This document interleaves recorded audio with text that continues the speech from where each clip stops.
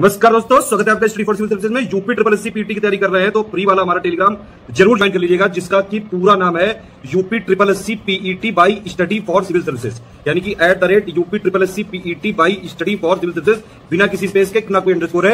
लगातार उसमें UP triple SC PET से जो सिलेबस है जितनी भी, उसको पिक्स के फॉर्म में दे रहे हैं, बिल्कुल शॉर्ट पिक्स है। उतना अगर आप जो है कर लेंगे, काफी कुछ जो जितना भी पीईटी में जीएसजी के करंट अफेयर सारी जो है हम लोग आपकी तैयारी हो जाएगी। उसी में टेस्ट सीरीज का भी लिंक मिलेगा, क्विज भी उसी में चालू कर दिया है। लगातार उसको फॉलो करके रखिए, लगातार आपके लिए लगे हुए हैं, आप देख रहे होंगे।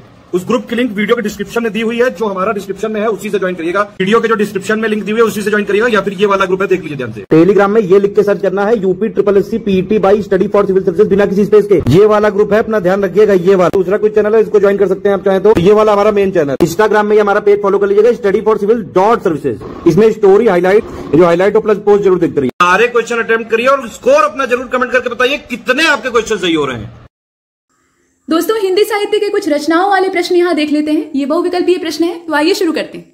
देखिए, ये जो पहला क्वेश्चन है, इसमें कहा जा रहा है कि निम्नलिखित में से कौन सी पुस्तक महादेवी वर्मा के द्वारा लिखित नहीं है। जो उन्होंने नहीं लिखा है वो आपको देखना है। तो यहाँ उर्वशी लिखा है, स्मृति की रेखाएं हैं, यामा है और पथ के साथी है। तो आप देख सकते हैं कि नीचे वाले तीनों तो इन्हीं के द्वारा लिखे गए हैं। इन्हें आधुनिक युग की मीरा कहा जाता है, ठीक। और उर्वशी जो है ये किसकी रचना है बताइए? ये रामधारी सिंह दिनकर जी की रचना है। तो यहाँ महादेवी का कोई स्थान नहीं है, इसमें ए वाला सही। इसके बाद दूसरे क्वेश्चन को देखते हैं। यहाँ देखिए, सही युग्म का आपको चुनाव करना है। तो सुमित्रा नंदन पंत चिदम्बरा आप देख रहे हैं। उसके बाद आप देखिए, यहाँ महादेवी वर्मा ययाति, जयशंकर प्रसाद यामा और रामधारी सिंह दिनकर आंसू। आप देख सकते हैं कि इसमें सही कौन सा है? सिर्फ पहला वाला, केवल ए वाला सही है। महादेवी वर्मा की रचना यामा है। यामा मतलब रात्रि होता है। और आंसू को किसने लिखा है? ये काव्य है जयशंकर प्रसाद जी का। रामधारी सिंह दिनकर जो है वो कई सारी जो खंड काव्य वाली रचनाएं हैं वो किए हैं। आगे बढ़ते हैं। इसके बाद तीसरे प्रश्न को देखिए। इसमें पूछा जा रहा है कि कौन सा प्रबंध काव्य है, कौन सा इसमें से प्रबंध काव्य है। तो रामचरितमानस जो है वो महाकाव्य तो है ही है, लेकिन महाकाव्य की भी श्रेणी में ही वो प्रबंध काव्य है, ठीक। बाकी जितने हैं वो खंड काव्य या अन्य जो काव्य की श्रेणियां हैं उसमें आते हैं। इसके बाद नेक्स्ट क्वेश्चन को देखते हैं। क्वेश्चन नंबर 4 को देखिए। सरस्वती पत्रिका का संपादन किसने किया था? सरस्वती एक पत्रिका थी और उसका संपादन किसने किया था? श्याम सुंदर दास। यहाँ आप देख रहे हैं। महावीर प्रसाद द्विवेदी, रामचंद्र शुक्ल, प्रताप नारायण मिश्र, ठीक। तो ये जो चौथा है, इसका करेक्ट आंसर क्या हो जाएगा? आचार्य महावीर प्रसाद द्विवेदी। केवल महावीर प्रसाद द्विवेदी लिख देना पर्याप्त नहीं है, ये आचार्य थे, निष्णात आचार्य थे। इसके बाद 5वें नंबर के प्रश्न को देखते हैं। यहां पर कहा गया कि निम्नलिखित में से कौन सी मैथिली शरण गुप्त जी की रचना नहीं है, ठीक। मैथिली शरण गुप्त जी के द्वारा कौन सा नहीं लिखा गया है? मेघनाद वध, अर्जुन विसर्जन, कादम्बरी और प्रदक्षिणा। प्रदक्षिणा मतलब क्या होता है? परिक्रमा। तो आप बताइए कि इसमें से उनकी रचना कौन सी नहीं है? देखिए, इसका सी हो जाएगा। कादम्बरी जो है ये बाण भट्ट की है, ये मैथिली शरण गुप्त जी की कहाँ से हो जाएगी? बाकी जितनी है वो हैं, तो उनको आप देख सकते हैं। नामवर सिंह ने अधिकांश क्या लिखा है? मतलब कोई भी लेखक या कवि होता है तो वो एक टाइप की रचना हमेशा नहीं लिखता है, उसमें कुछ डाइवर्सिटी होती है, लेकिन फिर भी उसका एक टेस्ट होता है, मतलब वो उसी जोनर में ज्यादा लिखता है। तो यहाँ पर कविता है, कहानी है, संस्मरण है, आलोचना है। आप बताइए कि इसमें से कौन सी विधा को उन्होंने ज्यादा पकड़ा है? और 6वें का हो जाएगा डी वाला। आलोचक के तौर पे इन्हें हम ज्यादा जानते हैं। बाकी जो है उसमें इन्होंने हाथ तो आजमाया, लेकिन उतनी सफलता नहीं मिली जितनी की आलोचना में। इसके बाद अगले प्रश्न को देखते हैं। चंपू किसको कहा जाता है? चंपू काव्य आपने सुना होगा। तो इसमें आप बताइए, गद्य रचनाओं को, पद्य रचनाओं को, गद्य पद्य का जो मिक्सचर होता है उसको कहते हैं, या इसमें से कोई नहीं होगा? ये भी एक ऑप्शन है आपके पास। तो इसका सी हो जाएगा। गद्य और पद्य को जब हम मिलाकर खिचड़ी कर देते हैं, मतलब कोई पुस्तक आपने लिखी या कोई रचना लिखी और उसका कुछ अंश गद्य है, और जहां पर आपको भावों की अभिव्यक्ति करनी है, अपने विचार भाव को अच्छे से दर्शाना है, वहां आपने पद्य डाल दिया, क्योंकि कविता के माध्यम से भावनाओं को बेहतर तरीके से प्रदर्शित किया जा सकता है। तो इसका सी वाला है। आगे चलते हैं। प्रश्न संख्या 8 को देखिए। इसमें से व्यंग लेखक कौन है? व्यंग लिखने वाले लेखक कौन है? तो श्याम सुंदर दास का नाम आप देख रहे हैं, विद्यानिवास मिश्र जी का नाम है, राहुल सांकृत्यायन जी का नाम है और हरिशंकर परसाई जी का नाम है। तो ये बहुत सरल प्रश्न है, बहुत आराम से आप कर सकते हैं। इसका डी हो जाएगा। हरिशंकर परसाई, निंदा रस आपने देखा है, और भी बहुत सारी इनकी रचनाएं हैं। इसके बाद आपका बंटी, ठीक। ये रचना की प्रधान समस्या को उजागर करने वाले विकल्प को यहां पर आपको चुनना है। देखिए, आपका बंटी एक उपन्यास है और मेरी सलाह है कि इसे आप पढ़िए। 2 रचनाएं हैं, ये पति पत्नी के द्वारा लिखी गई हैं। मन्नू भंडारी जी जो है उन्होंने आपका बंटी लिखा है, और उनके जो पति थे राजेंद्र यादव जी, बाद में दोनों में अलगाव हो जाता है, तो वो सारा आकाश नाम की रचना लिखे थे, मतलब वो उपन्यास था। दोनों जने के ये 2 उपन्यास आपको पढ़ने चाहिए। दोनों में अलग अलग समस्याओं का चित्रण किया गया है। जहां सारा आकाश में एक बेरोजगार युवक जो कि अपने परिवार के भरण पोषण के लिए जूझ रहा होता है सामाजिक समस्याओं के साथ, अंत में आत्महत्या के लिए विवश हो जाता है, तो उसकी मार्मिक व्यथा है। और आपका बंटी में दो पति पत्नी अलग हो जाते हैं और उनका जो बच्चा है वो दोनों माता पिता के बीच में खिंचता रहता है, पिसता रहता है, अंत में वो कहीं का नहीं होता है। तो ऐसी कंडीशन वाली जो स्थितियां हैं वो दिखाई देती हैं। तो यहाँ आप देखें, तलाक से जुड़ी हुई बाल समस्या, मतलब जो उसकी माता रहती हैं वो एक प्रिंसिपल रहती हैं और वो अपने पति से डाइवोर्स ले लेती हैं और दूसरा विवाह कर लेती हैं। तब तक तो सब सही रहता है जब तक वो अलग ही रहते हैं, लेकिन जब तलाक के बाद दूसरा विवाह हो जाता है तब समस्या होती है। तो यहाँ हमने देखा। इसके बाद देखते हैं 10वें क्वेश्चन को। कवि नागार्जुन ने अन्य किस नाम से साहित्य का सृजन किया था? तो इन्हें बाबा भी कहा जाता था। बाबा नागार्जुन बहुत ही फक्कड़ टाइप के थे, एकदम अलमस्त। तो 18वें का करेक्ट आंसर क्या हो जाएगा? इसमें आप देखकर बताइए। माफ कीजिएगा, ये 10वां है, 18वां नहीं है। तो इसका ए हो जाएगा यात्री। ठीक है, बाबा तो उन्हें लोग कहते थे, लेकिन उन्होंने किस नाम से साहित्य का सृजन किया था? यात्री के नाम से।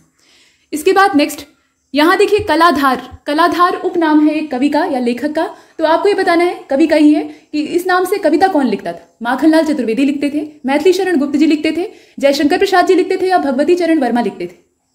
तो इसका करेक्ट आंसर सी हो जाएगा। कलाधार के नाम से जयशंकर प्रसाद जी अपनी रचनाएं करते थे। इसके बाद देखिए, अवधी भाषा के प्रमुख कवि इसमें से कौन से हैं? अवधी भाषा सरल है, इसमें विकल्प भी आप देख रहे हैं। तो 12वें का करेक्ट आंसर क्या होगा? तुलसीदास। यहाँ आप देख सकते हैं। इसके बाद तोड़ती पत्थर, ये निराला जी की कविता है, वह तोड़ती पत्थर इलाहाबाद की सड़क पर। ठीक, तो इसमें आपको ये बताना है कि ये किस प्रकार की कविता है। तो निराला अक्सर कैसी कविता लिखते थे? सामाजिक जो व्यथाएं होती थी सड़क के किनारे जीवन यापन करने वालों की, या किसी भिक्षुक की जो कि भिक्षा मांग रहा है, उसको दुत्कार दिया जा रहा है, तो उस पर वो कविताएं करते थे। और उनकी कविताओं की खास बात वो ये होती थी कि तुकबंदी उसमें नहीं होती थी, राइमिंग नहीं बिठाते थे, वो ऐसे ही बेलौस लिख देते थे। तो जो पुराने साहित्यकार थे परंपरावादी, वो उनकी रचनाओं को शुरुआत में रिजेक्ट कर देते हैं, लेकिन बाद में यही रचनाएं बहुत फेमस होती हैं और एक नया स्टाइल निकल जाता है जो कि आजकल काफी फॉलो किया जा रहा है। तो आप बताइए इसमें से कैसी रचना है ये? और 13वें नंबर का ये क्वेश्चन, करेक्ट आंसर इसका हो जाएगा यथार्थवादी। यथार्थ का ये चित्रण करती है, मतलब एक पत्थर तोड़ने वाली गरीब औरत है और उसका यहाँ चित्रण हो रहा है। इसके बाद आगे चलते हैं। प्रश्न संख्या 14 को देखिए। निम्नलिखित में से कौन सी पुस्तक आचार्य रामचंद्र शुक्ल के द्वारा लिखी गई है? कविता के प्रतिमान, यमगाथा, हिंदी साहित्य का इतिहास, निबंध संग्रह, बताइए। तो 14वें का करेक्ट आंसर सी हो जाएगा, हिंदी साहित्य का इतिहास। काफी अच्छा और गूढ़ यहाँ वर्णन किया गया है। पूरी जो साहित्यिक विधाएं हैं और लेखकों और साहित्यकारों का क्रम है उसे बहुत बेहतरीन तरीके से सजोया गया। इसके बाद प्रश्न संख्या 15 को देखते हैं। यहाँ कहा जा रहा है कि रामधारी सिंह दिनकर जी को राष्ट्र कवि थे। इन्हें भारतीय ज्ञानपीठ पुरस्कार किस पुस्तक पे प्राप्त हुआ था? यहाँ 2 बार भारतीय लिखा हुआ है। तो भारतीय ज्ञानपीठ पुरस्कार ये उच्च साहित्यिक पुरस्कार है, आप जानते हैं। इसमें से कौन सी पुस्तक थी? रश्मिरथी होगा, यहाँ गलत लिखा हुआ है। रश्मिरथी महारथी कर्ण के ऊपर लिखी हुई कविता थी, मतलब खंड काव्य था। रेणुका, कुरुक्षेत्र और उर्वशी, बताइए। भारतीय ज्ञानपीठ पुरस्कार इसमें से किस पे उन्हें मिला हुआ था? और 15वें का हो जाएगा डी वाला, उर्वशी। लोग वीर रस को प्रायोरिटी ही नहीं देते, जो श्रृंगार भाव होता है ना उसी में ज्यादा आसक्त रहते हैं। दिनकर ऐसे कवि नहीं थे। शुरुआत में जो उनका शुरुआती जीवन था उसमें वो बेलौस एकदम धारा प्रवाह वीर रस की जो सरिता थी उसमें बहते थे। लेकिन जब उनका भी बुढ़ापा आता है तो वो अपनी पारिवारिक समस्याओं और कुछ उनके जीवन में बदलाव होते हैं जिसकी वजह से, और रोग ग्रसित हो जाते हैं, ये भी बात है। तो उनका जो भाव है वो थोड़ा मुलायम हो जाता है और उसी समय वो पुरुरवा और उर्वशी की रचना लिखते हैं। उर्वशी अपने समय का सूर्य हूं मैं और तूर्य हूं मैं, मतलब प्रेम लीला है। तो वो सब चीजें, बाकी जितनी रचनाएं हैं वो एकदम बेलौस हैं, आग उगलती हुई हैं, तो वीर भाव उसमें झलकता है। वैसे भी ये वीर रस के जाने माने कवि हैं। इसके बाद आप देखें श्रद्धा। श्रद्धा ये किस कृति की नायिका है, अर्थात रचना की नायिका का नाम, हीरोइन का नाम श्रद्धा है। तो आपको ये बताना है कि रचना का नाम क्या है। तो ये कामायनी है। श्रद्धा और मनु का और कहाँ वर्णन मिलेगा आपको? साकेत में आप देखते हैं कि रामायण वाली जो पूरी कहानी है उसका एक पक्ष लेके वर्णन किया जाता है। रामायण यहाँ साक्षात है ही है, वाल्मीकि रामायण की बात हो रही है। कुरुक्षेत्र में महाभारत के प्रसंग को लेकर चलते हैं। इसके बाद आगे चलते हैं। और कामायनी ये महाकाव्य कहा जाता है और किसकी रचना है आप जानते हैं, बताने की जरूरत नहीं है। हाँ, 17वें प्रश्न को देखिए। क्या भूलूं क्या याद करूं, नीड़ का निर्माण फिर और फिर बसेरे से दूर, इसके अलावा प्रवासी की डायरी नाम से 4 खंडों में लिखी हुई आत्मकथा। ये देखिए 4 खंड है, नाम आप देख रहे हैं ना, तो 4 अलग अलग पुस्तकें हैं जो कि पार्ट 1, पार्ट 2, पार्ट 3 और पार्ट 4 के तौर पे देखी जाती हैं। तो इसके लेखक कौन है? इसमें कोई एक भी अगर आप जानते होंगे तो आराम से पकड़ सकते हैं, कौन सा होगा बताइए। तो यहाँ हो जाएगा हरिवंश राय बच्चन जी। बच्चन साहब जो है उन्होंने अपनी आत्मकथा को 4 पार्ट में लिखा है। इसके बाद अगले प्रश्न को देखते हैं। हिंदी गद्य का जन्मदाता किसको माना जाता है? पद्य पहले आया, गद्य बाद में आया। अब बताइए कि जो गद्य का जन्मदाता है वो कौन है? और यहाँ प्रताप नारायण मिश्र जी का नाम दिया है, महावीर प्रसाद द्विवेदी जी हैं, भारतेंदु हरिश्चंद्र जी हैं और बालकृष्ण भट्ट हैं। तो इसका जो सही उत्तर है वो हो जाएगा सी वाला, भारतेंदु हरिश्चंद्र। हालांकि इनकी हिंदी देखकर संदेह होता है कि वो हिंदी है या नहीं, क्योंकि उसमें बहुत सारी भाषाओं का मिक्सचर था, लेकिन पहली बार उन्होंने जो खड़ी बोली गद्य है उसमें सार्थक प्रयोग किए थे। इसके बाद आगे चलते हैं। देखिए प्रश्न संख्या 19। नाट्य शास्त्रों का अमान्य रस है। अमान्य रस मतलब उसमें मान्यता उसे नहीं मिली हुई है। अद्भुत, शांत, करुण और विभत्स। बताइए, आप जानते हैं कि 9 रस होते हैं, उनके स्थायी भाव होते हैं, तो इसमें कुछ रसों के नाम दिए हैं। और 19वें का हो जाएगा डी वाला। विभत्स रस जो है ये नाट्य शास्त्रों में अमान्य है, क्योंकि अगर आप विभत्स रस वहां प्रस्तुत कर देंगे, बाकी सभी मान्य होते हैं, आप खूब प्रेम से उसमें मंचन करिए, कोई दिक्कत नहीं है। लेकिन विभत्स रस अगर आपने वहां पेश कर दिया तो लोगों को घृणा हो जाएगी। मतलब विभत्स रस का जो स्थायी भाव है वो खुद ही जुगुप्सा यानी घृणा होता है, मतलब घिन आए जिस चीज को देखकर, वहां पे ये रस होता है। तो ऐसी चीज को हम क्यों दिखाएं? हालांकि आजकल की जो फिल्में हैं वो इसी रस में बनती। इसके बाद देखिए 20वें नंबर के क्वेश्चन को, यहाँ के खासतौर पर बॉलीवुड की बात की जा रही है। प्रसंग आप जानते हैं क्यों कहा जा रहा है।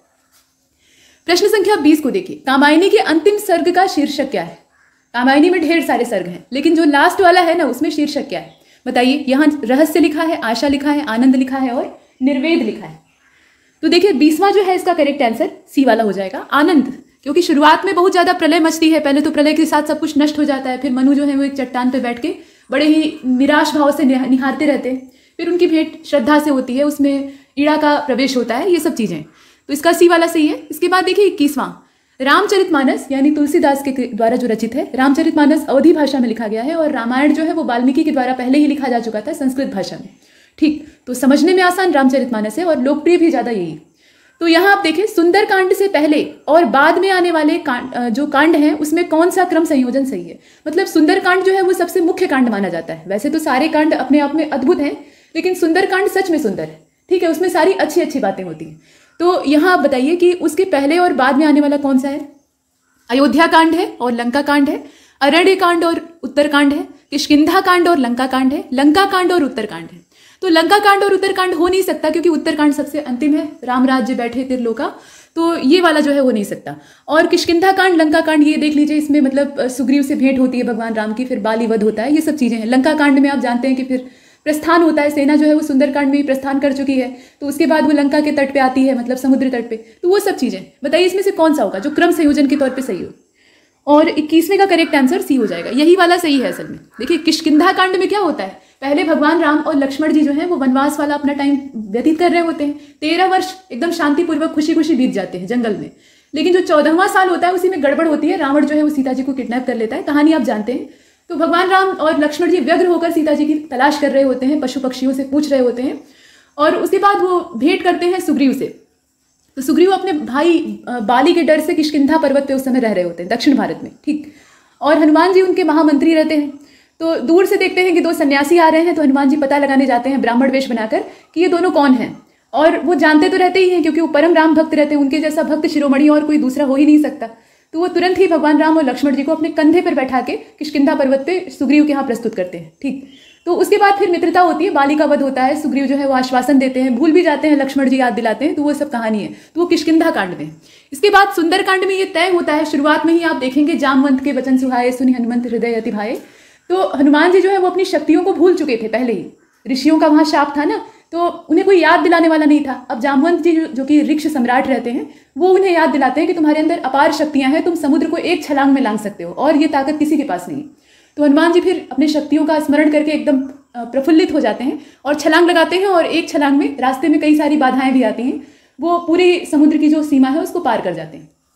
तो ये सब चीजें, और लंका कांड में फिर वही जो सेना है वहां पहुंचती है, तो ये होता है। इसका सी वाला सही है। आगे चलते हैं, देखिए प्रश्न संख्या 22 को देखिए, मिथिलेश कुमारी किसको कहते हैं? मिथिलेश किसको कहा जाता है? राजा जनक को कहा जाता है, जो कि मिथिला के नरेश थे, तो उनकी पुत्री का नाम सीता जी था।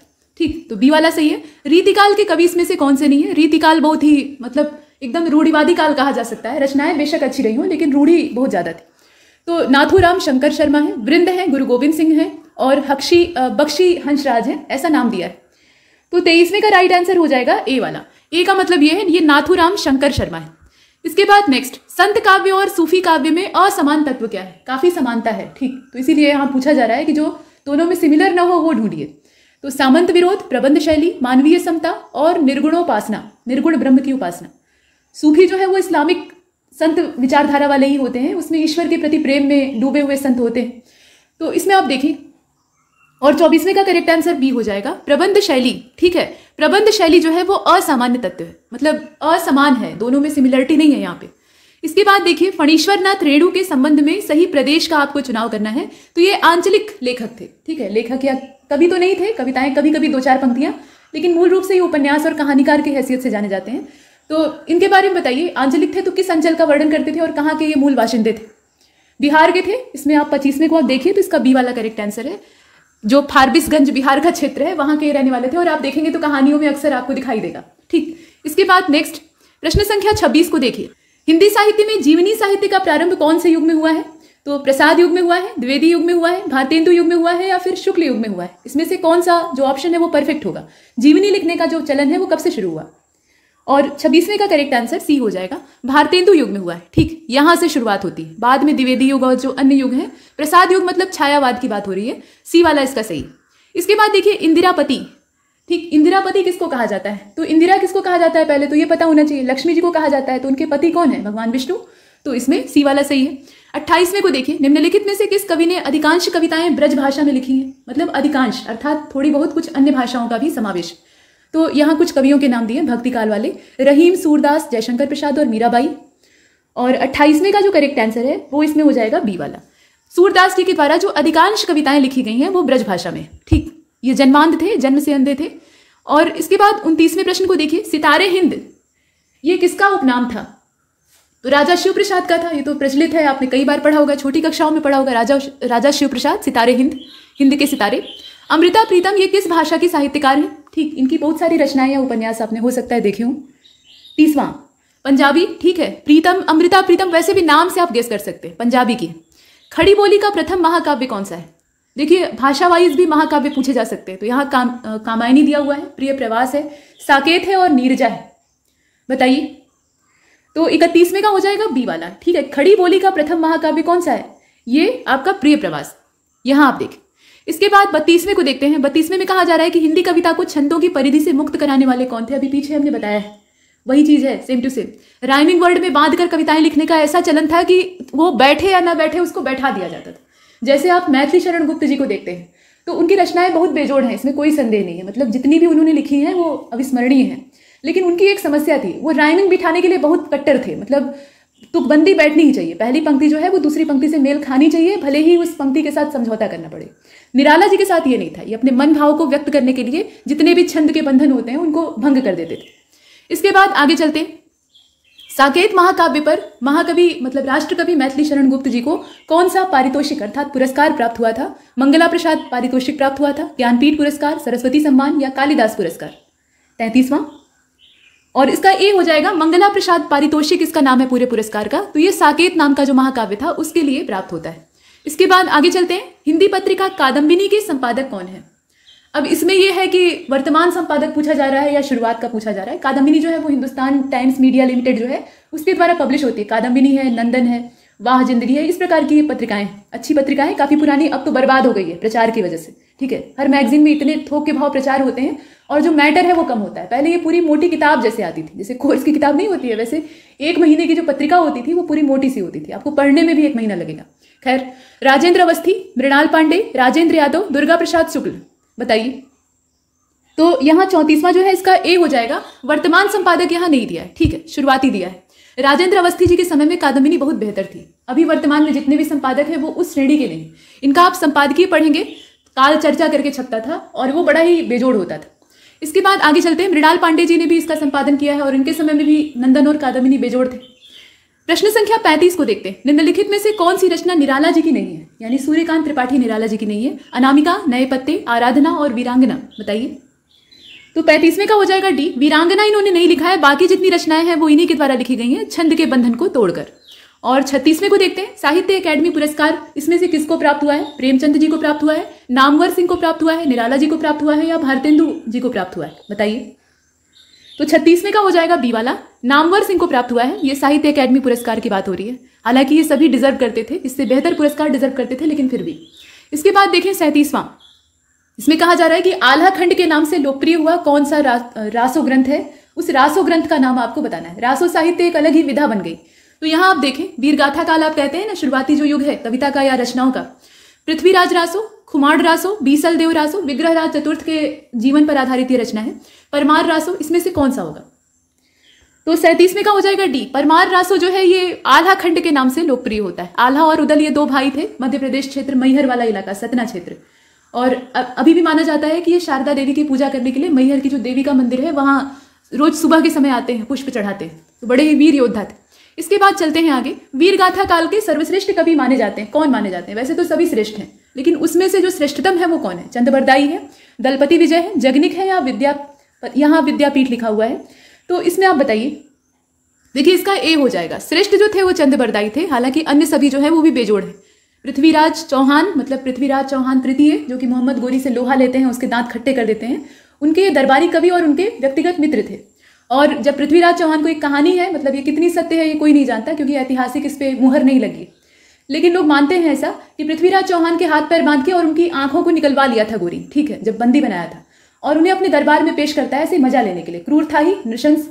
और चंद्रबरदाई वहीं पर खड़े रहते हैं उसकी काव्य प्रतिभा से, मतलब चंद्रबरदाई की काव्य प्रतिभा से वो गोरी काफी खुश रहता है, तो उन्हें अपने पास ऐसे रखा रहता है। चंद्रबरदाई मौके का लाभ लेते हैं। वो कहते हैं ऐसे बात बात में ही कि पृथ्वीराज चौहान जो है वो शब्द भेदी बाण चला सकते हैं, मतलब बिना देखे वो तीर चला सकते हैं। तो गोरी को बड़ा अचंभा होता है, उसने ऐसा कभी सुना नहीं था, तो वो कहता है कि हम नहीं मानते, करके दिखाओ। तो उसके बाद अब पृथ्वीराज चौहान के पास एक मौका रहता है, एक तीर उनको दिया जाता है और एक धनुष दिया जाता है। आंखें पहले ही जा चुकी रहती हैं तो वो बांधने की आवश्यकता है नहीं, और वो निशाना लगाते हैं। और उसी समय चंद्रबरदाई इशारा करता है कि 4 बांस 24 गज, अंगुल अष्ट प्रमाण, ताव ऊपर सुल्तान है, मत चूको चौहान, मतलब इस बार मत चूकना, भेद दो उसको। तो 4 बांस और 24 गज और 8 अंगुल की दूरी पर वो बैठा हुआ है, ऐसा उसको लोकेशन बता देते हैं, मतलब पृथ्वीराज चौहान को। और उसके बाद पृथ्वीराज चौहान चूकते नहीं है, वो शूट कर देते हैं। तो ये चीज है। इसके बाद चलते हैं आगे। देखिए 39वें को देखिएगा। देखिए 39वें में कहा जा रहा है कि जिस कृति पर कवि नागार्जुन को साहित्य अकादमी पुरस्कार मिला है वो किस भाषा में रचित है। नागार्जुन ने किस भाषा में लिखा है? प्राकृत में लिख डाला है, मैथिली में लिख डाला है, संस्कृत में लिख डाला है, या फिर हिंदी भाषा की? तो 39वें का होगा डी, मैथिली की है। ठीक, मैथिली की है, यहाँ हिंदी की नहीं है, इसमें आप गलतफहमी में मत रहिएगा। इसके बाद आगे चलते हैं। बाबा नागार्जुन बहुत बेलौस कविता ये भी लिखते थे, मतलब इन्हें कोई किसी राजनीतिक पार्टी और किसी भी प्रेशर का डर नहीं रहता था। सुमेलित करना है आपको यहाँ कौन सी रचना क्या है, मतलब किस विधा की है। निर्मला, यहाँ देखिए निर्मला है, वरदान है, भारत दुर्दशा है। ठीक, देखिए इसका डी सही है। डी का मतलब ये हुआ, इसमें कुछ चीजें तो मिसप्रिंट हैं, जैसे भारत दुर्दशा 2 बार दे दिया है। चलिए आइए इसको देखते हैं, जो कम इसमें ठीक ठाक है उसको देख लेते हैं कम से कम। निर्मला जो है ये प्रेमचंद का उपन्यास है, ये आप देख रहे हैं, ठीक है, उपन्यास की श्रेणी में आता है। इसके बाद जो अन्य है उन्हें आप देखिए, तो जो बी वाला है वो आमने सामने ही मैच हो जाएगा। वरदान एक कहानी है, और भारत दुर्दशा क्या है? भारत दुर्दशा ये यहाँ आप देखिए, ये निबंध तो नहीं है, ठीक है, तो ये क्या है? नाटक है। भारत दुर्दशा जो रचना है वो असल में नाटक है, भारतेंदु हरिश्चंद्र का है, ठीक है। इसमें महंगाई का काफी वर्णन किया गया है और भी बहुत सारे जो सामाजिक दिक्कतें थी उस समय की उसका वर्णन किया गया है। तो भारत दुर्दशा नाटक है, निर्मला उपन्यास है, और वरदान जो है वो कहानी है, और ये बीच वाला न जाने कौन सा नाम है, चलिए जाने देते हैं। इसके डी वाले को देखते हैं। इसके बाद 41वें को देखिए, पृथ्वीराज रासो, ये किस काल की रचना है? पृथ्वीराज चौहान तृतीय, यानी जो राय पिथौरा थे उन्हीं के जीवन पर ही लिखा गया है, चंद्रबरदाई ने लिखा है। तो इसमें से कौन सा होगा? वीर गाथा काल की है, मतलब उसी को कहा जाता है आदिकाल। तो 41वें का क्या आंसर होगा? ए वाला हो जाएगा। प्रेमचंद के अधूरे उपन्यास का नाम क्या है? बहुत से साहित्यकार ऐसे होते थे जो कि एकदम अब मरण शैया पर होते थे, मतलब अब उनकी मृत्यु नजदीक होती थी, उसके बावजूद वो कलम नहीं छोड़ते थे। वो सच्चे साहित्यकार होते हैं जो कि असाध्य बीमारी से ग्रसित होते हैं, कष्ट में रहते हैं, उसके बावजूद अपना जो मूल काम है, अपना जो पैशन है, उसको पकड़ कर रखते हैं। तो गबन, रंगभूमि, मंगलसूत्र और सेवा सदन, इसमें से कोई एक उपन्यास उनका अधूरा रह गया। तो 42वें का करेक्ट आंसर सी हो जाएगा। मंगलसूत्र नाम का उपन्यास उन्होंने शुरू किया था लेकिन वो पूरा नहीं कर सके। ऐसे ही प्रसाद जी जो है वो कंकाल, तितली और इरावती नाम के 3 बेजोड़ उपन्यास लिखते हैं, लेकिन इरावती उनका जो जीवन काल है वही समाप्त हो जाता है, वो अधूरा रह जाता है। इसके बाद आगे चलते हैं। इसीलिए रामधारी सिंह दिनकर जी को भी डर लगता था कि उर्वशी उन्होंने शुरू तो कर दिया है, लेकिन उनकी जैसे इस समय स्वास्थ्य की दशा है तो वो ज़्यादा समय तक जीवित नहीं रह पाएंगे, ये उन्हें पूर्वाभास पहले ही हो चुका था, और कहीं वो अधूरा न रह जाए, जैसे प्रेमचंद और जयशंकर प्रसाद जी का रह गया। लेकिन अंत में वो पूरा होता है और उसके बाद उनकी मृत्यु होती है। तो देखिए होरी किस उपन्यास का पात्र है? अब यहाँ एक और नई चीज़ है। तो आपने पीछे फणेश्वर नाथ रेणु जी को पढ़ा था, तो उन्हीं का नाम याद कर लीजिए। ये उपन्यास जो है, माफ कीजिएगा, आपने पीछे प्रेमचंद को पढ़ा था, यहाँ नाम बोलने में दिक्कत हुई है। तो प्रेमचंद जी का ही उपन्यास है और वो बहुत फेमस है। आप जानते हैं वो कौन सा है? होरी, गोबर, धनिया, ये सब पात्र किसके हैं? और 43वें का जो करेक्ट आंसर है वो डी हो जाएगा, गोदान। ठीक, काफी अच्छा उपन्यास है, पढ़िएगा। बाकी जो है वो उन्हीं के हैं, लेकिन ये वाला होगा। इसके बाद नेक्स्ट क्वेश्चन नंबर 44, निम्नलिखित में से किसने रीतिकाल को श्रृंगार का काल कहा है? ठीक है, रीतिकाल को श्रृंगार का काल कहा है या श्रृंगार काल का है? तो हजारी प्रसाद द्विवेदी, भगीरथ मिश्रा, रामचंद्र शुक्ल, विश्वनाथ मिश्रा, इसमें से कौन सा विकल्प सही होगा? और 44वें का राइट आंसर हो जाएगा इसमें से डी वाला। विश्वनाथ मिश्रा जी के द्वारा ये श्रृंगार काल के तौर पे संबोधित किया गया है। श्रृंगार के अलावा छंदबद्धता इसकी सबसे बड़ी पहचान थी। रसनिधि किस कवि का उपनाम है? इसकी एक रचना आप देख सकते हैं जो रीतिकाल था, उसमें मलिक मोहम्मद जायसी ने जो पद्मावत लिखा है। इतनी ज्यादा रीतियां हैं ना कि वो बोझिल लगने लगती हैं। मतलब नागमती के रोने की जब कहानी स्टार्ट होती है तो वो खत्म ही नहीं होती। खैर, अब इसके बाद चलते हैं आगे। देखिए 45, रसनिधि किस कवि का उपनाम था? ये उपनाम है, मूल नाम आपको नीचे से खोजना है। लक्ष्मण प्रसाद जी का था, बेनी माधव का था, पृथ्वी सिंह का था या अब्दुल रहमान जी का था? तो 45 का राइट आंसर सी हो जाएगा। ये पृथ्वी सिंह का नाम था। उन्हें रसनिधि या रसनिधि के नाम से वो कविताएं लिखते थे। वाग वैदग्ध या वाग वैदग्ध ये एक लेखन के क्षेत्र में इस्तेमाल किया जाने वाला शब्द है, लेकिन इसका अर्थ आपको बताना है। यहाँ आप देखिए वाग वैदग्ध, ठीक। अब इसका अर्थ क्या है? भाषा की प्रभावोत्पादकता या पात्रों का चरित्र चित्रण, रचना की विषय वस्तु का विशेष आकर्षण, अभिव्यक्ति की प्रभावोत्पादकता। बताइए इसमें से अर्थ क्या होगा? इस शब्द का अर्थ आपको असल में बताना है। तो देखिए इसका 46 का डी हो जाएगा। अभिव्यक्ति की जो प्रभावोत्पादकता है, मतलब कितना अच्छा आप अपने मनोभाव को अभिव्यक्त कर पा रहे हैं, जाहिर कर पा रहे हैं, उसी को कहा जाता है वाग वैदग्ध। मतलब वाणी के माध्यम से आपने क्या किया, जो सामने वाले हैं उनको अपना मूल भाव बता दिया, प्रभावित कर लिया। इसके बाद चलते हैं आगे 47। इसमें कहा जा रहा है कि कौन से छायावादी कवि हैं? तो भारत भूषण अग्रवाल है, तुलसीदास है, सुमित्रानंदन पंत है और नागार्जुन है। बताइए, इसमें तो सरल विकल्प दिया है, सी वाला हो जाएगा। सुमित्रानंदन पंत जी जो है वो छायावादी। इसके बाद 48 को देखते हैं। कवि नरेंद्र शर्मा जी ने अपने काव्य विकास को किन दो पक्षों में विभाजित किया है? वो दो पक्ष आपको बताने हैं इसमें। तो स्वातंत्र पूर्व और स्वातंत्र उत्तर, मतलब स्वतंत्रता से पहले और स्वतंत्रता के बाद, 1947 से पहले और उसके बाद, कृष्ण पक्ष तथा शुक्ल पक्ष, आरंभकालीन और उत्तरकालीन, उपरोक्त में से कोई नहीं। नरेंद्र शर्मा जी की बात हो रही है। और 48 का जो करेक्ट आंसर है वो बी हो जाएगा, कृष्ण पक्ष तथा शुक्ल पक्ष, काला पक्ष और उजियारा पक्ष। जयशंकर प्रसाद जी की इसमें से जो कृति ना हो वो तलाशिएगा। तो यहाँ उनके उपन्यासों के नाम और रचनाओं के नाम दिए हैं और साथ में कुछ कहानियां भी हैं। तो बताइए इसमें से कौन सा होगा? कंकाल, तितली, ये दोनों उपन्यास हैं, पीछे आपने नाम सुने थे। इंद्रजाल और गुनाहों का देवता। तो गुनाहों का देवता जो है वो धर्मवीर भारती जी की रचना है, प्रसाद जी की रचना नहीं है। बाकी जितनी है वो उनके द्वारा। इसके बाद आगे चलते हैं। प्रयोगवादी कवि के रूप में कौन से प्रसिद्ध हैं इसमें से? तो इसमें जो नाम दिए हैं उन्हें ध्यान से देखिए। प्रयोग तो बहुत सारे लोगों ने किया, जैसे निराला जी हैं, उन्होंने भी बहुत सारे प्रयोग किए, लेकिन यहाँ निराला जी को इसलिए नहीं चुना गया है क्योंकि उन्होंने छंदमुक्त काव्य लिखा, कोई नया प्रयोग तो नहीं था। ढेर सारे प्रयोग करने वाले अज्ञेय थे, सच्चिदानंद, हीरानंद वात्स्यायन, और इनका जो निक नेम था वो अज्ञेय था, ठीक। तो इनके द्वारा ज्यादा प्रयोग किए गए। इसके बाद आगे चलते हैं। देखिए हिंदी साहित्य के इतिहास में सबसे पहले लेखन का काम करने वाला व्यक्ति कौन था, उसका नाम आपको देखना है। जॉर्ज ग्रियर्सन यहाँ दिया हुआ है, शिव सिंह सेंगर का नाम है, आचार्य रामचंद्र शुक्ल है और गारसा दा तासी है, कुछ विदेशी भी हैं। तो इसमें आप देखकर बताइए, और इसका डी हो जाएगा। डी का मतलब यह है कि यहाँ पर देखिए गारसा दा तासी जो हैं, इन्होंने सबसे पहले यहाँ पर लेखन का काम किया था, भले ही संक्षिप्त रहा हो। अबला जीवन हाय तुम्हारी यही कहानी, आंचल में दूध और आंखों में पानी, ये जो बेड़ियों में बधी हुई नारी है उसका वर्णन है। तो आप ये बताइए कि कामायनी जो काव्य है उसकी ये पंक्तियां हैं, साकेत की हैं, यशोधरा की हैं या आंसू की हैं? देखिए 52 का करेक्ट आंसर सी हो जाएगा। यहाँ ये यशोधरा की कहा, मतलब यशोधरा जो काव्य है उसके अंदर कहा गया। इसके बाद आगे चलते हैं। हिंदी साहित्य का आधुनिक काल कब से प्रारंभ माना जाता है, शुरुआत कब से होती है, वो डेट आपको देखनी है। तो 53 का राइट आंसर इसमें से सी वाला है, 1850। कवि तुलसीदास, 1850 इसका करेक्ट आंसर था। अभिज्ञान शाकुंतलम का हिंदी अनुवाद किसने किया? अब यहां पर देखिए कवि तुलसीदास नहीं बल्कि कवि कालिदास होगा, आधी तो गलतियां हैं, ठीक। कवि कालिदास की जो रचना थी अभिज्ञान शाकुंतलम, शकुंतला और दुष्यंत की उसमें कहानी है, फेमस है, इसमें कोई बताने की जरूरत नहीं है। तो उसका हिंदी अनुवाद किसने किया? सदासुख लाल ने किया, गोस्वामी तुलसीदास ने किया, राजा शिव प्रसाद सितारे हिंद ने किया या राजा लक्ष्मण सिंह ने किया? 54 का राइट आंसर हो जाएगा डी वाला, राजा लक्ष्मण सिंह के द्वारा इसको किया गया है। इसके बाद आगे चलते हैं। काव्य में प्रयुक्त मुक्तक शैली की क्या विशेषता होती है? तो स्वतंत्र भाव का वो चित्रण करता है, छंदों का प्रयोग करता है, तुक मिलाए बगैर वो काम करता है, या इसमें से कोई भी उसकी विशेषता नहीं होती है? तो इसका बी हो जाएगा, छंदों का प्रयोग, ठीक। इसके बाद आगे चलते हैं। प्रश्न संख्या 56, काव्य में प्रयुक्त चित्रण प्रधान शैली का ध्येय क्या है? वस्तु विशेष का वर्णन, कलात्मकता और कल्पनाशीलता, यथार्थवादी चित्रण, या इसमें से कोई नहीं? देखिए 56 और इसका जो करेक्ट आंसर है वो बी हो जाएगा, कलात्मकता और कल्पनाशीलता ये सबसे मुख्य होती है। कल्पनाशीलता अगर नहीं रहेगी तो काव्य नहीं रचा जा सकता। गोपाल दास गहमरी, ये गहमर गांव गाजीपुर का है, वहां के रहने वाले थे। तो इन्होंने किस प्रकार के उपन्यास लिखे? उपन्यास की जो वैरायटी है वो आपको बतानी है। ऐतिहासिक लिखे, पौराणिक लिखे, तिलिस्मी लिखे या फिर जासूसी लिखे? तो 57 का राइट आंसर होगा सी वाला, तिलिस्मी, मतलब उसमें फैंटेसी होती थी, तिलिस्म होता था, जादू टोना। इसके बाद देखिए 58वें को, स्वरूपतः यथार्थवादी होता है, क्या होता है, मतलब वो किस प्रवृत्ति का होता है? कल्पना तत्व का उपेक्षक होता है, सामाजिक कटुता का पोषक होता है, आदर्शवाद का विरोध करता है, जीवन के असुंदर पक्ष का प्रस्तोता होता है। इसमें से कौन सा होगा? तो 58 का हो जाएगा डी वाला। डी का मतलब ये हुआ कि जिंदगी का जो असुंदर पक्ष होता है, मतलब जो खूबसूरत नहीं होता है, स्याह पक्ष होता है या बुरा समय होता है, उसका ये प्रयोक्ता होता है, प्रस्तोता होता है। इसके बाद देखिए 59वें में कहा जा रहा है कि घृणा अनादर तिरस्कार यह मेरी करुण कहानी, देखो सुनो कृष्ण क्या कहता इन आंखों का पानी। ठीक, अब आप देखकर समझ लीजिए, यहाँ ये भी कह दिया गया है कि महाभारत के किस चरित्र के लिए ये कही गई है पंक्तियां। तो महाभारत में सबसे ज्यादा ठोकर किसने खाया? बाकी जो है वो तो सिंहासन के माने हुए दावेदार थे, मतलब वो आपस में लड़ झगड़ रहे थे कि सिंहासन मेरा है, लेकिन किसे अधिकारी रहते हुए हटा दिया गया, पहले ही उसकी माता ने उसके साथ बेईमानी कर दी।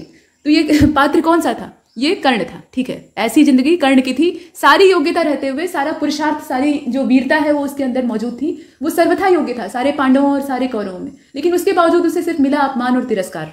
ठीक, आगे चलते हैं। प्रश्न संख्या 60, और इसमें कुंती देवी सबसे ज्यादा उत्तरदायी थी और भगवान कृष्ण की उसमें लीला चल रही थी, भगवान अपनी लीला कर रहे थे। देखिए किस काल को स्वर्ण काल कहा जाता है? तो रीतिकाल, भक्तिकाल, आदिकाल और आधुनिक काल, इसमें से कौन सा सही है? बी वाला हो जाएगा। भक्ति काल को स्वर्ण काल कहा जाता है। कवि नागार्जुन को किस कृति के लिए साहित्य अकेडमी पुरस्कार से नवाजा गया था? सतरंगे पंखों वाली, प्यासी पथराई आंखें, पत्रहीन नग्न गादड़ और भस्मांकुर, इस प्रकार से लिखा हुआ है।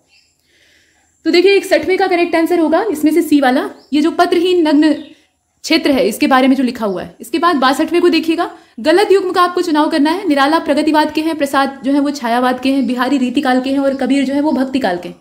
तो इसमें से गलत क्या है? देखिए 62वें का करेक्ट आंसर ए हो जाएगा। निराला का जो प्रगतिवाद दिया है ये भी छायावादी जो समय था उसी समय ये भी पनपे थे। ठीक है, उससे बाहर नहीं है, तो प्रगतिवाद से इनका कोई लेना देना नहीं है। बाकी जितना है वो सही है। खड़ी बोली का दूसरा नाम क्या है ये आपको बताना है। बघेली, हिंदुस्तानी, कौरवी और मगही, बताइए इसमें से कौन सा होगा? तो 63 का हो जाएगा सी वाला, कौरवी। कुरुक्षेत्र की जो भाषा है खड़ी बोली, उसी को यहाँ पे दूसरे रूप में आप देख रहे हैं। अग्निबीज रचना की प्रधान समस्या को उजागर करने वाले विकल्प को आप बताइए। मतलब अग्निबीज जो रचना है उसमें किस समस्या का वर्णन किया गया है, मोटे तौर पे ये पूछा जा रहा है। प्रणय समस्या है, चुनाव की समस्या है, आजादी के बाद ग्रामीण जो क्षेत्र है उनकी समस्या है, वर्ण विसंगति यानी जातिवादी जो परंपरा है। तो 64 का राइट आंसर बी हो जाएगा। बी का मतलब यह है कि ये चुनावी समस्या है, चुनाव से संबंधित जो दिक्कतें आती हैं वो सब चीजें। सूरदास और नंददास की काव्य रचना की भाषा क्या थी? तो इसमें आपको पहचानना बहुत आसान है। 65वें का करेक्ट आंसर बताइए। बी वाला होगा, ब्रज भाषा में ही लिखेंगे ना, ब्रज भाषा के कवि। हिंदी के प्रथम गद्यकार कौन है? राजा शिव प्रसाद, सितारे हिंद है, लल्लू लाल है, रानी केतकी की कहानी आपको याद होगी, भारतेंदु हरिश्चंद्र और बालकृष्ण भट्ट। इसका करेक्ट आंसर क्या होगा? बी वाला होगा, लल्लू लाल जी। ठीक है, इसके बाद आगे चलते हैं। यहां देखिए चारण काव्य की भाषा क्या है। चारण जो है ये वीरगाथा काल का लिखा हुआ काव्य है, तो आप बताइए डिंगल, प्राकृत, अवहट्ट या ब्रजभाषा। डिंगल पिंगल आप सुनते हैं ना, तो इसमें से कौन सा होगा? देखिए 67 का हो जाएगा सी वाला, अवहट्ट। ठीक, मूल भाषा अवहट्ट है। इसके बाद नेक्स्ट यहां देखिए वापसी किस विधा में रचित है? 68वें को आप देख रहे हैं, बी वाला हो जाएगा कहानी। जो वापसी रचना है ये इसकी विधा क्या है? कहानी है। उपन्यास सम्राट की उपाधि है, मतलब उपन्यास सम्राट की उपाधि किसको दी गई है? तो जयशंकर प्रसाद जी को दी गई है, सुदर्शन को दी गई है, अमृतलाल नागर जी को दी गई है और प्रेमचंद को दी गई है। उपन्यास सम्राट किसको कहा जाता है? प्रेमचंद जी को कहा जाता है। तो 69वें का इसमें जो करेक्ट आंसर है वो डी हो जाएगा। विश्वामित्र की तपस्या किसने भंग की थी? मेनका ने या उर्वशी ने? माया और द्रौपदी को तो जाने ही दीजिए। तो 70वें का बी वाला हो जाएगा, मेनका। ठीक, मेनका ने तपस्या को भंग कर दिया था। इसके बाद 71वें को देखते हैं। महादेवी वर्मा को इसमें से कौन सा पुरस्कार प्राप्त हुआ था? पद्म भूषण, ज्ञानपीठ, पद्म विभूषण या भारत रत्न? और 71वें का जो करेक्ट आंसर है वो सी हो जाएगा, पद्म विभूषण। हालांकि ज्ञानपीठ पुरस्कार भी उनको मिला था, तो इसमें दोनों जो है उन्हें आप देख सकते हैं, बी वाला भी और सी वाला भी। इसके बाद आगे चलते हैं। प्रश्न संख्या 72 को देखिए। आधुनिक युग की मीरा मानी जाती है महादेवी वर्मा, इसमें कोई संदेह नहीं है।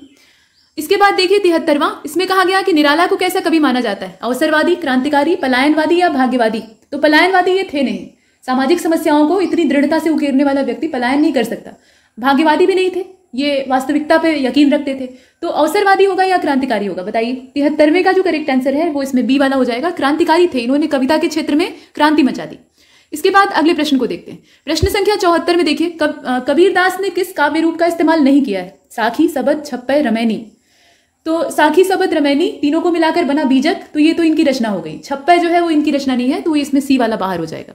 इसके बाद देखिए अभिनव, यहाँ 75वें को आप देख रहे हैं, अभिनव जयदेव, ये किसे कहा गया है? अभिनव जयदेव। तो केशवदास को कहा गया, सूरदास को, बिहारी को या विद्यापति को? 75वें का राइट आंसर डी हो जाएगा, विद्यापति। भगवान कृष्ण और राधिका जी की जो प्रेम लीला मतलब रास लीला है, उसका वर्णन जयदेव ने भी किया है गीत गोविंद में। हालांकि उसमें कुछ भाव जो है वो अच्छे नहीं है। मध्यकाल की जो बुराइयां हैं वो इसमें घुस गई हैं। विद्यापति जो है उसका शुद्ध मैथिली रूपांतरण करते हैं रसप्रिया में। इसके बाद आगे चलते हैं, प्रश्न संख्या 76 को देखिएगा। रामचरितमानस के सुंदरकांड की संख्या है, मतलब सुंदरकांड कौन से नंबर पर आता है, कौन से नंबर का कांड है, आपसे ये पूछा जा रहा है। और 76वें का राइट आंसर सी हो जाएगा, 5वें नंबर का है। ठीक, सबसे पहला बालकांड है, सबसे अंतिम उत्तरकांड है और 5वें नंबर पर सुंदरकांड। मैथिली शरण गुप्त जी का प्रथम काव्य कौन सा है? रंग में भंग, साकेत, यशोधरा या सैरंध्री? सौरंध्री नहीं होगा, सैरंध्री होगा। अब इसमें से आप देखकर बताइए।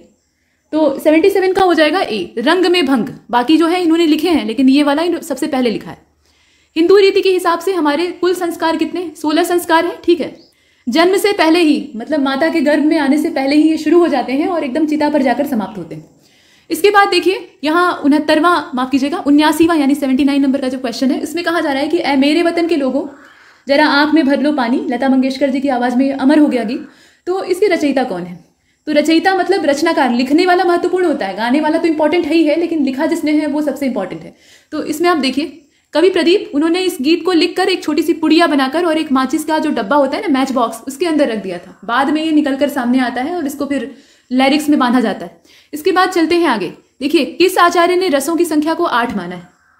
विश्वनाथ ने, आनंदवर्धन ने, मम्मट ने या भरत मुनि ने? तो 80वें का हो जाएगा डी वाला। इसमें भरत मुनि के द्वारा इसको 8 संख्या के तौर पे बताया गया। वैसे 9 होते हैं। सगुण भक्ति के विरोधी इसमें से कौन से थे? तो सी वाला होगा, कबीर थे। ठीक, इसके बाद गलत युग्म का चुनाव आपको करना है। आंसू सुमित्रानंदन पंत, बीजक कबीर, उर्वशी रामधारी सिंह दिनकर और प्रेम वाटिका रसखान के द्वारा लिखा गया है, ऐसा इसमें दिया है। 3 सही है, 1 गलत है। और 82वें का जो राइट आंसर है वो इसमें ए वाला हो जाएगा। वो देखकर मालूम हो रहा है आंसू जो है वो जयशंकर प्रसाद जी की रचना है, सुमित्रानंदन पंत की रचना नहीं है। सूरदास के गुरु कौन थे? रामानंद थे, माधवाचार्य थे, रामदास थे या वल्लभाचार्य थे? तो रामानंद जो थे वो तो कबीर के गुरु थे। अब इसमें आप देखकर बताइए। देखिए 83वें का जो राइट आंसर है वो डी हो जाएगा, वल्लभाचार्य। ठीक, इड़ा का वर्णन किस काव्य में हुआ है? तो आपने पीछे इसका जिक्र सुना था, कामायनी, जयशंकर प्रसाद की। इसके बाद आगे चलते हैं। कहानी कला का आवश्यक अंग माना जाता है। कहानी कला जो होती है, मतलब कहानी लिखने की विधा, उसका आवश्यक अंग क्या है? विस्तृत शैली होनी चाहिए, स्वाभाविक शैली होनी चाहिए, संक्षिप्त और स्वाभाविक होना चाहिए, उपरोक्त में से कोई नहीं होना चाहिए। तो संक्षिप्त और स्वाभाविक होना चाहिए, दोनों आवश्यक है। बहुत लंबी कहानी कोई नहीं पढ़ना चाहता है। छोटी सी कहानी है, रोचक है, अंत मतलब शुरू से लेकर अंत तक बांध के रख रही है, वो बेहतर। सौमित्र शब्द किसके लिए इस्तेमाल होता है? तो सुमित्रा का पुत्र अर्थात सौमित्र। तो सुमित्रा कौन थी? लक्ष्मण जी की माता थी। इसके बाद आगे चलते हैं। देखिए सुमित्रा नंदन भी उनको कहा जाता है। पद्य साहित्य को कितने भागों में बांटा गया? 87। और इसका जो राइट आंसर है वो डी हो जाएगा, 15 भागों में बांटा गया। 15 भाग कौन कौन से हैं वो जानना आवश्यक नहीं। इसके बाद देखिए 88वां, पद्यात्मक साहित्य किसमें लिखा जाता है? प्रबंध और मुक्तक काव्य में, दृश्य काव्य में, श्रव्य काव्य में, या इसमें से कोई नहीं? तो 88 का राइट आंसर होगा ए वाला, प्रबंध काव्य तथा मुक्तक काव्य की जो कैटेगरी होती है उसमें इसको लिखा जाता है। गांगेय शब्द किसके लिए इस्तेमाल होता है? तो गांगेय अर्थात गंगा से जन्म लेने वाला। तो गंगा पुत्र कौन थे? देवव्रत अर्थात भीष्म, जो कि बाद में भीष्म कहलाए अपनी भीषण प्रतिज्ञा की वजह से। इसके बाद देखिए आगे, यहाँ पर नंददास के बारे में लिखा हुआ है कि ये कैसे कवि थे, मतलब इनकी विधा कैसी थी। 90 डी वाला होगा, कृष्ण भक्त कवि थे नंददास जो थे। वैसे भी आप देख रहे हैं नंददास, नंद नंदन काफी हद तक कृष्ण भगवान के करीब है, तो इसका डी वाला है। विद्यापति की पदावली, ठीक है, ये किस भाषा में लिखी गई है? रसप्रिया और पदावली, ये दोनों रचनाएं हैं मैथिली में लिखी गई हैं।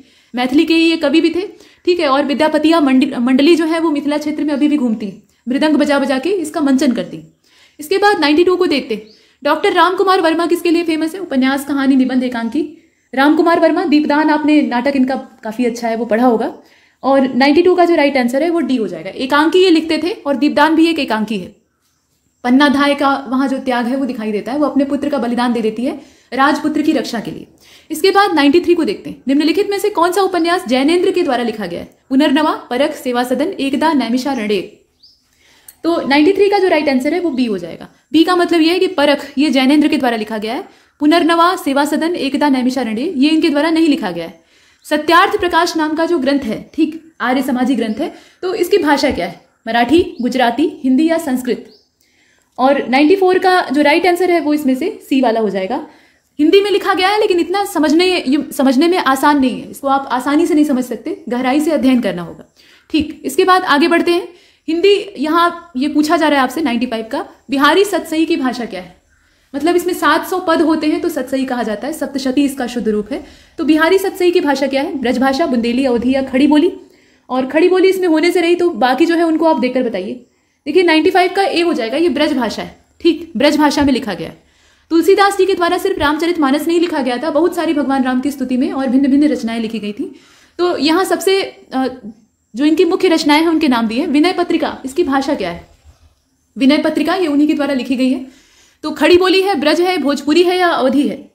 96 इसमें बी हो जाएगा, ब्रज भाषा। देखिए यहाँ अवधी भाषा का उन्होंने प्रयोग नहीं किया है, अवधी का यहाँ प्रयोग नहीं है रामचरितमानस में, ठीक। तो इसका बी वाला सही। 97 को देखते हैं, कबीर निम्नलिखित में से किसके समकालीन थे? समकालीन वाले क्वेश्चन ये वैसे भी पूछे जाते हैं। तो अकबर, महमूद गजनवी, अलाउद्दीन, सिकंदर लोदी, इसमें से कौन सा करेक्ट होगा? और 97 का जो करेक्ट आंसर है वो डी हो जाएगा, सिकंदर लोदी, यानी जो लोदी डायनेस्टी थी उसके समकालीन थे।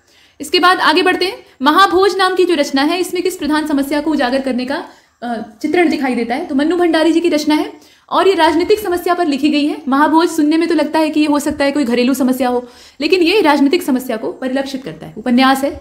इसके बाद देखिए प्रेमचंद को प्रेमचंद के किस उपन्यास को कृषक जीवन का महाकाव्य कहा जाता है? तो वो गबन होगा या गोदान होगा, बताइए। होरी और गोबर की समस्या, तो ये 99 का जो राइट आंसर है वो इसमें से हो जाएगा, देख लीजिए पहले, बी वाला, गोदान, ठीक। होरी जो है वो जिंदगी भर जूझता रहता है और उसकी एक प्रबल इच्छा रहती है गोदान करने की। इसके बाद 100 को देखते हैं। द्विवेदी युग के किस कवि को पद्म विभूषण नाम का जो सम्मान है पद्म पुरस्कारों में वो प्राप्त हुआ है? हरिऔध को प्राप्त हुआ है, मैथिली शरण गुप्त को प्राप्त हुआ है, महावीर प्रसाद द्विवेदी को प्राप्त हुआ है, या इसमें से कोई नहीं? तो इसका हो जाएगा बी वाला, मैथिली शरण गुप्त जी को प्राप्त हुआ है। अन्य भी पुरस्कार प्राप्त हुए हैं लेकिन ये भी प्राप्त हुआ है। कामायनी किस प्रकार का ग्रंथ है? ये क्या चीज है? तो इसे महाकाव्य कहा जाता है, ठीक है, ये महाकाव्य है, खंड काव्य नहीं है। इसके बाद आगे चलते हैं। महाकाव्य का मतलब क्या होता है? किसी नायक और नायिका को पकड़ लेते हैं, कोई प्रसंग पकड़ लेते हैं और उसका शुरू से लेकर अंत तक वर्णन करते हैं। जैसे रामचरितमानस में भगवान राम के जन्म से लेकर उनका पूरा राज्याभिषेक, पूरी उनकी कथा है। तो जब पूरा डाटा उसमें समेट जाता है तो उसको महाकाव्य कहते हैं, और किसी एक प्रसंग विशेष का वर्णन होता है तो उसको खंड काव्य कहते हैं। अब यहाँ देखिए 103वें नंबर के क्वेश्चन को, निम्नलिखित में से कौन सी कृति अस्तित्ववाद से प्रभावित है? गुनाहों का देवता, झूठा सच, अपने अपने अजनबी और मैला आंचल। अस्तित्ववाद। और 103 का जो राइट आंसर है वो डी हो जाएगा। डी का मतलब यह है कि इसमें मैला आंचल जो फणीश्वरनाथ रेणु की रचना है, उपन्यास है, इसमें अस्तित्ववाद मतलब अपने अस्तित्व को ढूंढने की काफी तड़प दिखाई देती है। और अंत में बावन दास का जो बलिदान है उसे आप देखते हैं। दिनकर किस रस के कवि माने जाते हैं? वीर रस, ठीक है। श्रृंगार इन्होंने एकदम जो बुढ़ौती इनकी थी उसमें पकड़ा था, लेकिन वो सार्थक नहीं होता है, उर्वशी बेजोड़ भले ही हो।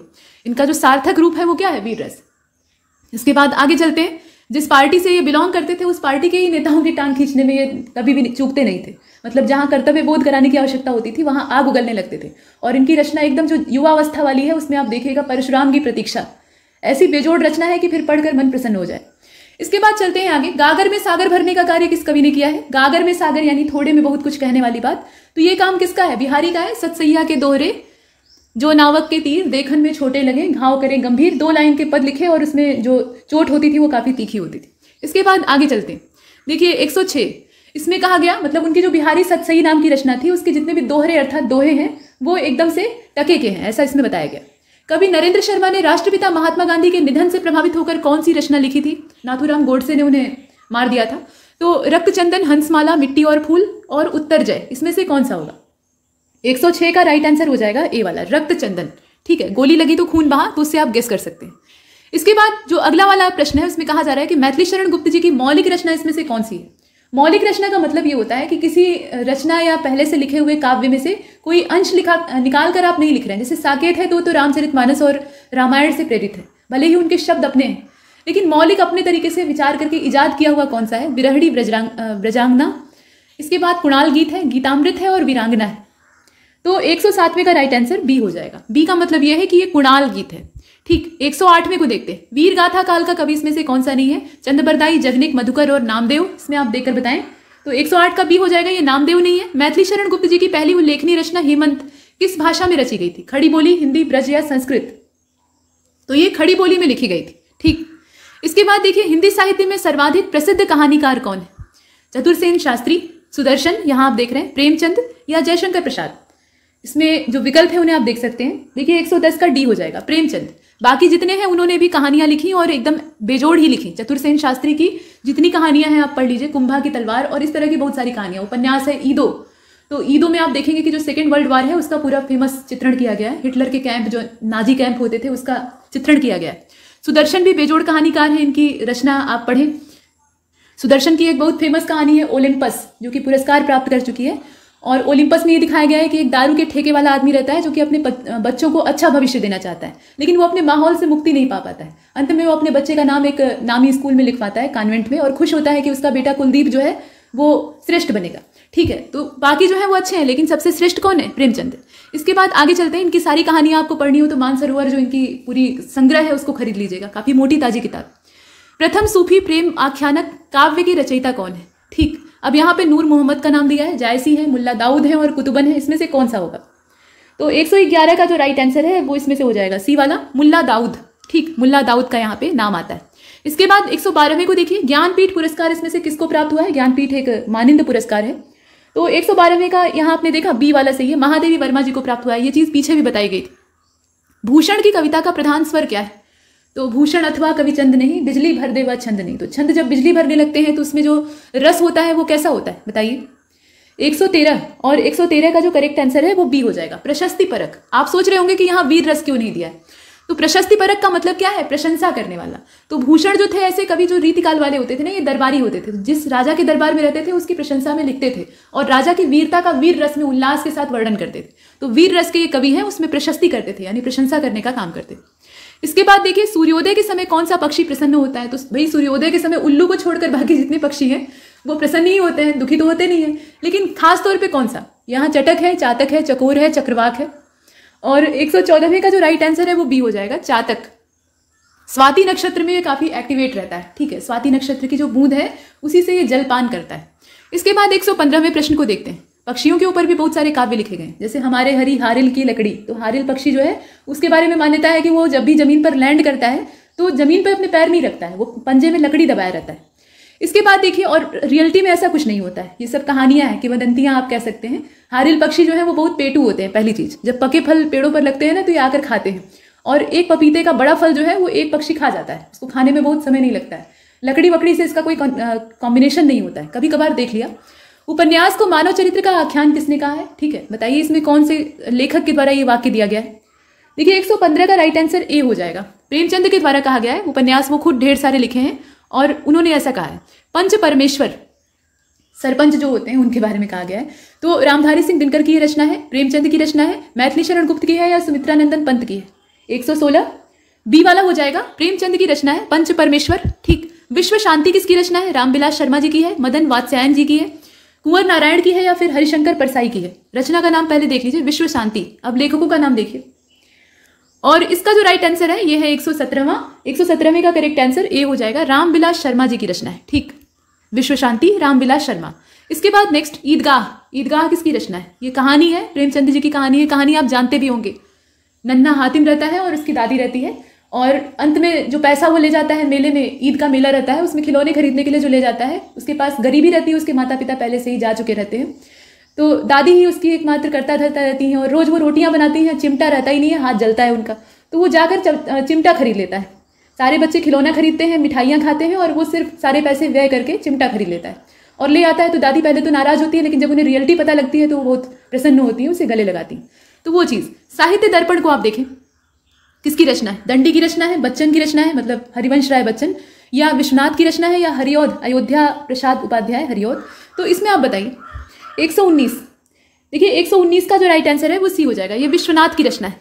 इसके बाद जायसी ग्रंथावली, मलिक मोहम्मद जायसी, उन्हीं के नाम से लिया गया है जायसी। तो ये किसकी रचना है? इसमें नाम दिया है, आप स्पष्ट तौर पे देख रहे हैं।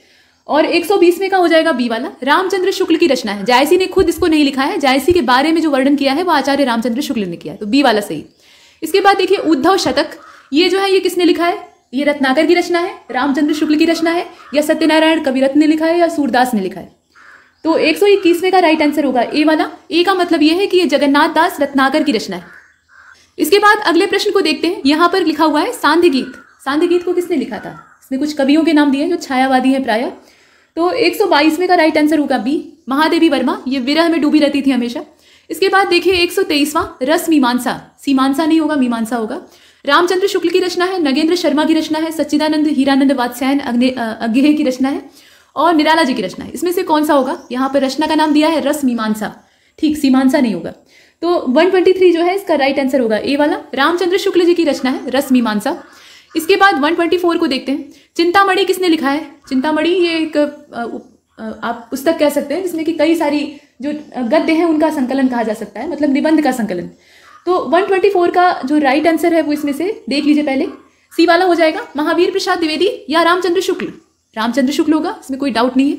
ठीक, इसके बाद आगे चलते हैं। जौहर, जौहर शब्द का मतलब क्या है? खुद को जिंदा आग में झोंक देना, वो भी सामूहिक तौर पे। अगर एक स्त्री जो है वो जलकर भस्म हो रही है जिंदा, तो उसको तो सती होना कहा जाएगा। लेकिन स्त्रियों का पूरा झुंड जो है वो आग में कूद जा रहा है, जो कि पद्मावती ने किया था ऐसा माना जाता है। और बाद में बहुत सारी चित्तौड़गढ़ की जो महिलाएं हैं उन्होंने जौहर किया था अपने सतीत्व की रक्षा के लिए। तो वो जौहर की प्रक्रिया है। अब इसमें आप बताइए, तो देखिए 125 का जो राइट आंसर है वो डी हो जाएगा। ठीक है, श्याम नारायण पांडे जी की रचना है। ऐसे वीर रस के काव्य वही लिखते थे, इसमें भी वीर रस है। इसके बाद सप्त सुमन को देखते हैं। ये प्रेमचंद की रचना है, मैथिली शरण गुप्त की है, रामचंद्र शुक्ल की है या हरिवंश राय बच्चन जी की है? तो देखिए इसमें जो करेक्ट आंसर है 126 का वो हो जाएगा ए वाला। ये प्रेमचंद की रचना है सप्त सुमन। रंगभूमि प्रेमचंद की है, बताने की जरूरत नहीं है। पंचतंत्र किसने लिखा है? तो मूल रूप से ये संस्कृत भाषा में लिखा गया है। राजा के मूर्ख पुत्रों को शिक्षित करने के लिए एक विद्वान ब्राह्मण के द्वारा इसे लिखा गया था, तो उनका नाम था विष्णु शर्मा। इसमें पशु पक्षियों और प्रकृति के माध्यम से बहुत सारी अच्छी अच्छी जो राजनीतिक और कूटनीतिक शिक्षा है वो दी गई। इसके बाद दीपशिखा, दीपशिखा ये किसकी रचना है बताइए? इसमें कुछ नाम दिए हुए हैं। और 129 का जो राइट आंसर है यहाँ आप देख लीजिए पहले, डी वाला हो जाएगा। महादेवी वर्मा ने इसको लिखा है। तोड़ती पत्थर ये किसकी रचना है? सुभद्रा कुमारी चौहान जी की है, महादेवी वर्मा की है, निराला जी की है या माखनलाल चतुर्वेदी जी की? तो 130 का सी हो जाएगा। वह तोड़ती पत्थर इलाहाबाद की सड़क पे, निराला। पृथ्वीकल्प, पृथ्वीकल्प किसकी रचना है? अश्क की रचना है। ठीक, या अश्क मतलब क्या होता है? आंसू होता है, तो ये उपनाम है कवि का। गिरजा कुमार माथुर जी की रचना है। कुबेरदास की है या नागार्जुन की है? देखिए 131 का हो जाएगा बी वाला, गिरजा कुमार माथुर। कागज के फूल किसने लिखा है? जल्दी बताइए। देखिए डी वाला हो जाएगा, भारत भूषण अग्रवाल, इसका डी वाला सही। निर्मला को देखते हैं। प्रेमचंद, जयशंकर प्रसाद, जैनेन्द्र और राजेंद्र यादव। इसमें तो आप आंख मूंद कर लगा दीजिए, कोई दिक्कत नहीं है। आधे अधूरे, अब ये जो रचना है ये किसकी? इसमें जगदीश चंद्र माथुर का नाम दिया है, मोहन वल्लभ पंत है, मोहन राकेश और लक्ष्मी नारायण मिश्र ऐसे दिया है। तो देखिए 134 का जो राइट आंसर है वो सी हो जाएगा। मोहन राकेश के द्वारा इसको लिखा गया। ठीक है, मोहन राकेश जी की ये रचना है। इसके बाद आगे बढ़ते हैं। कर्म भूमि को देखिएगा, ये किसकी है? प्रेमचंद की है। सुहाग के नूपुर ये किसकी रचना है? यहाँ कुछ विकल्प दिए हैं आप देखिए। सुहाग के नूपुर, निराला, मोहन राकेश, अमृतलाल नागर, प्रेमचंद। और इसका जो राइट आंसर है से आप देख लीजिए 136। करेक्ट आंसर क्या होगा? सी वाला होगा, अमृतलाल नागर। ठीक, अमृतलाल नागर जी के द्वारा कई सारी बच्चों के लिए भी रचनाएं लिखी गई हैं और ऐसे प्रौढ़ रचनाएं भी हैं, काफी अच्छी। इसके बाद देखिए वैदेही वनवास, वैदेही जो है ये सीता जी को कहा जाता है, तो उनका वनवास राम नरेश त्रिपाठी जी की रचना है। सत्यनारायण कविरत्न की है, अयोध्या सिंह उपाध्याय हरिऔध की है या मैथिली शरण गुप्त जी की? तो 137 का हो जाएगा सी वाला, अयोध्या सिंह उपाध्याय हरिऔध जी की रचना है। जयद्रथ वध को देखते हैं, ये किसकी रचना है बताइए? महादेवी वर्मा। जयद्रथ जो था ये दुश्शला का पति था, मतलब दुर्योधन का बहनोई आप कह सकते हैं। और ये द्रौपदी के साथ छेड़खानी करता है जब वो वनवास में रहती है, मतलब पांडव वनवास बिता रहे होते हैं। पांडव जान जाते हैं और इसे पकड़ लेते हैं और इसका सिर मोड़ देते हैं, बेइज्जती कर देते हैं। और उसके बाद सिर पर 5 चोटियां छोड़ देते हैं अपने प्रतीक के तौर पे, 5 पांडव 5 चोटी। तो ये उस समय संकल्प लेता है उस अपमान का बदला लेने का और कहता है कि मैं पांडवों को एक दिन रुला कर रहूंगा, उनका बहुत अच्छे से नाश करूंगा। और अंत में अभिमन्यु जब चक्रव्यूह में प्रवेश करता है तो ये चक्रव्यूह के द्वार पे पहरा देने लगता है, किसी भी पांडव को अंदर घुसने ही नहीं देता और उस दिन वो अजेय रहता है, एक दिन अजेय रहने का उसको वरदान रहता है। और अंत में फिर क्या होता है आप जानते हैं। तो ये सब चीजें। अब इसमें 138 का राइट आंसर बताइए। तो देखिए डी हो जाएगा, मैथिली शरण गुप्त जी के द्वारा इसको लिखा गया है। अनाम दास का पोथा सच में पोथा है तो किसने लिखा है बताइए? ये माखनलाल चतुर्वेदी जी की रचना है, सोहनलाल द्विवेदी की है, महावीर प्रसाद द्विवेदी या फिर हजारी प्रसाद द्विवेदी, इसमें दोनों जो आचार्य लोग हैं उनके नाम दिए। तो 139 का सी होगा, हजारी प्रसाद द्विवेदी जी की रचना है। यहाँ आप देख रहे हैं, यहाँ आप देख रहे हैं। इसके बाद आगे चलते हैं। आकाशदीप को देखिए, किसकी रचना है? ये तो जग जाहिर बात है, ये प्रसाद जी की रचना है और किसी की हो ही नहीं सकती। रामायण किसने लिखा है? तो वाल्मीकि ने लिखा है। गलती से तुलसीदास मत चुन लीजिएगा, यहाँ संस्कृत वाले मूल रामायण की बात हो रही है। ठीक, हर्षचरित किसने लिखा है? ये बाण भट्ट की है। ठीक, हर्षचरित में राजा हर्षवर्धन का पूरा जो जीवन वृतांत है और शुरुआत में जो कुछ पन्ने हैं वो बाण भट्ट की आत्मकथा को समर्पित है। नीरजा किसने लिखा है? ये महादेवी वर्मा की है। ठीक, इसमें कोई डाउट ही नहीं है। मैथिली कोकिल यानी मिथिला की कोयल, अब ये किसकी रचना है बताइए? तो मिथिला के कवि थे कौन? मतलब मिथिला या जो मैथिली भाषा थी उसमें काव्य लिखने का काम किसने किया था? तो उसके आधार पे आप गेस कर सकते हैं। अब इसमें देखिए मैथिली शरण गुप्त ये इसके जो रचयिता हैं वो देखे जाते हैं। इसके बाद आगे चलते हैं। ध्रुव धारणा, ध्रुव मतलब अटल होता है, धारणा मतलब जो मनोदशा होती है। तो आप बताइए कि ये रचना किसकी है? पांडे बेचन शर्मा उग्र जी की रचना है, रविंद्रनाथ टैगोर, महादेवी वर्मा या अयोध्या सिंह उपाध्याय? बताइए इसमें से कौन सा होगा? तो 145 का राइट आंसर ए हो जाएगा। ये पांडे बेचन शर्मा उग्र जी की रचना है, नाम अच्छा है। उर्मिला, ये किसने लिखा है? उर्मिला किसके द्वारा लिखा गया बताइए? तो 146 का राइट आंसर ए होगा, बालकृष्ण शर्मा नवीन जी के द्वारा इसको लिखा गया। इसके बाद हार की जीत, ये किसके द्वारा लिखा गया है बताइए? सुदर्शन के द्वारा, यादवेंद्र शर्मा चंद्र के द्वारा, कमलेश्वर के द्वारा, रांगे राघव के द्वारा। हार की जीत, बाबा भारती का घोड़ा, आपने पढ़ा होगा, छोटी कक्षाओं में ये कहानियां होती थी। तो 147 का राइट आंसर इसमें से कौन सा होगा? बी वाला हो जाएगा, यादवेंद्र शर्मा चंद्र। और यहां दिया है उत्तर गलत। ये जगजाहिर बात है कि सुदर्शन के द्वारा इसको लिखा गया है, ठीक है, सुदर्शन ने इसको लिखा है। हार की जीत कहानी है, काफी अच्छी। इसके बाद आगे चलते हैं, देखिए 148 को देखते हैं। 148 में कहा गया निर्मला किसने लिखा है? तो प्रेमचंद ने लिखा है, इसमें कोई दिक्कत नहीं है। वीरों का कैसा हो वसंत एक कविता है, काफी बेजोड़ है, वीर रस की है। तो इसको लिखने वाली कौन है? सुभद्रा कुमारी चौहान है, ठीक है। झांसी की रानी इनकी सबसे फेमस कविता है। सिंहासन हिल उठे राजवंशों ने भ्रिकुटी तानी थी, खूब लड़ी मर्दानी, तो वो वाली। और ये जो वीरों का कैसा हो वसंत, इसमें आप देखते हैं कि एक वीर योद्धा जो है वो रण के लिए प्रस्थान करता है और उसकी जो वीरांगना पत्नी है वो उसे विदा कर रही होती है, तो उसी में संवाद चल रहा होता है, ठीक। इसके बाद देखें आगे, अगला जो है हल्दी घाटी, ये एक खंड काव्य है। तो इसमें आपको बताना है कि किसने लिखा है इसे। तो 150वें का राइट आंसर बी हो जाएगा। ये श्याम नारायण पांडे जी के द्वारा लिखा गया है। यह एक लिंग का आसन है, इस पर न किसी का शासन है, नित्सिहत रहा कमलासन है, यह सिंहासन सिंहासन है। इसकी पंक्तियां जो है शुरुआत की बेजोड़ है। इसके बाद देखते हैं आगे 151, आषाढ़ का एक दिन। ये जो आषाढ़ का एक दिन रचना है ये किसने की है बताइए? तो 151 का हो जाएगा सी वाला, मोहन राकेश। गीतांजलि किसने लिखा है? गीतांजलि के लिए तो नोबेल मिला था रविंद्रनाथ टैगोर जी को, लेकिन दुख की बात यह है कि इसकी मूल भाषा में नहीं मिला। जब इसका अंग्रेजी अनुवाद हुआ, जब अंग्रेज समझ पाए, तब नोबेल दिए।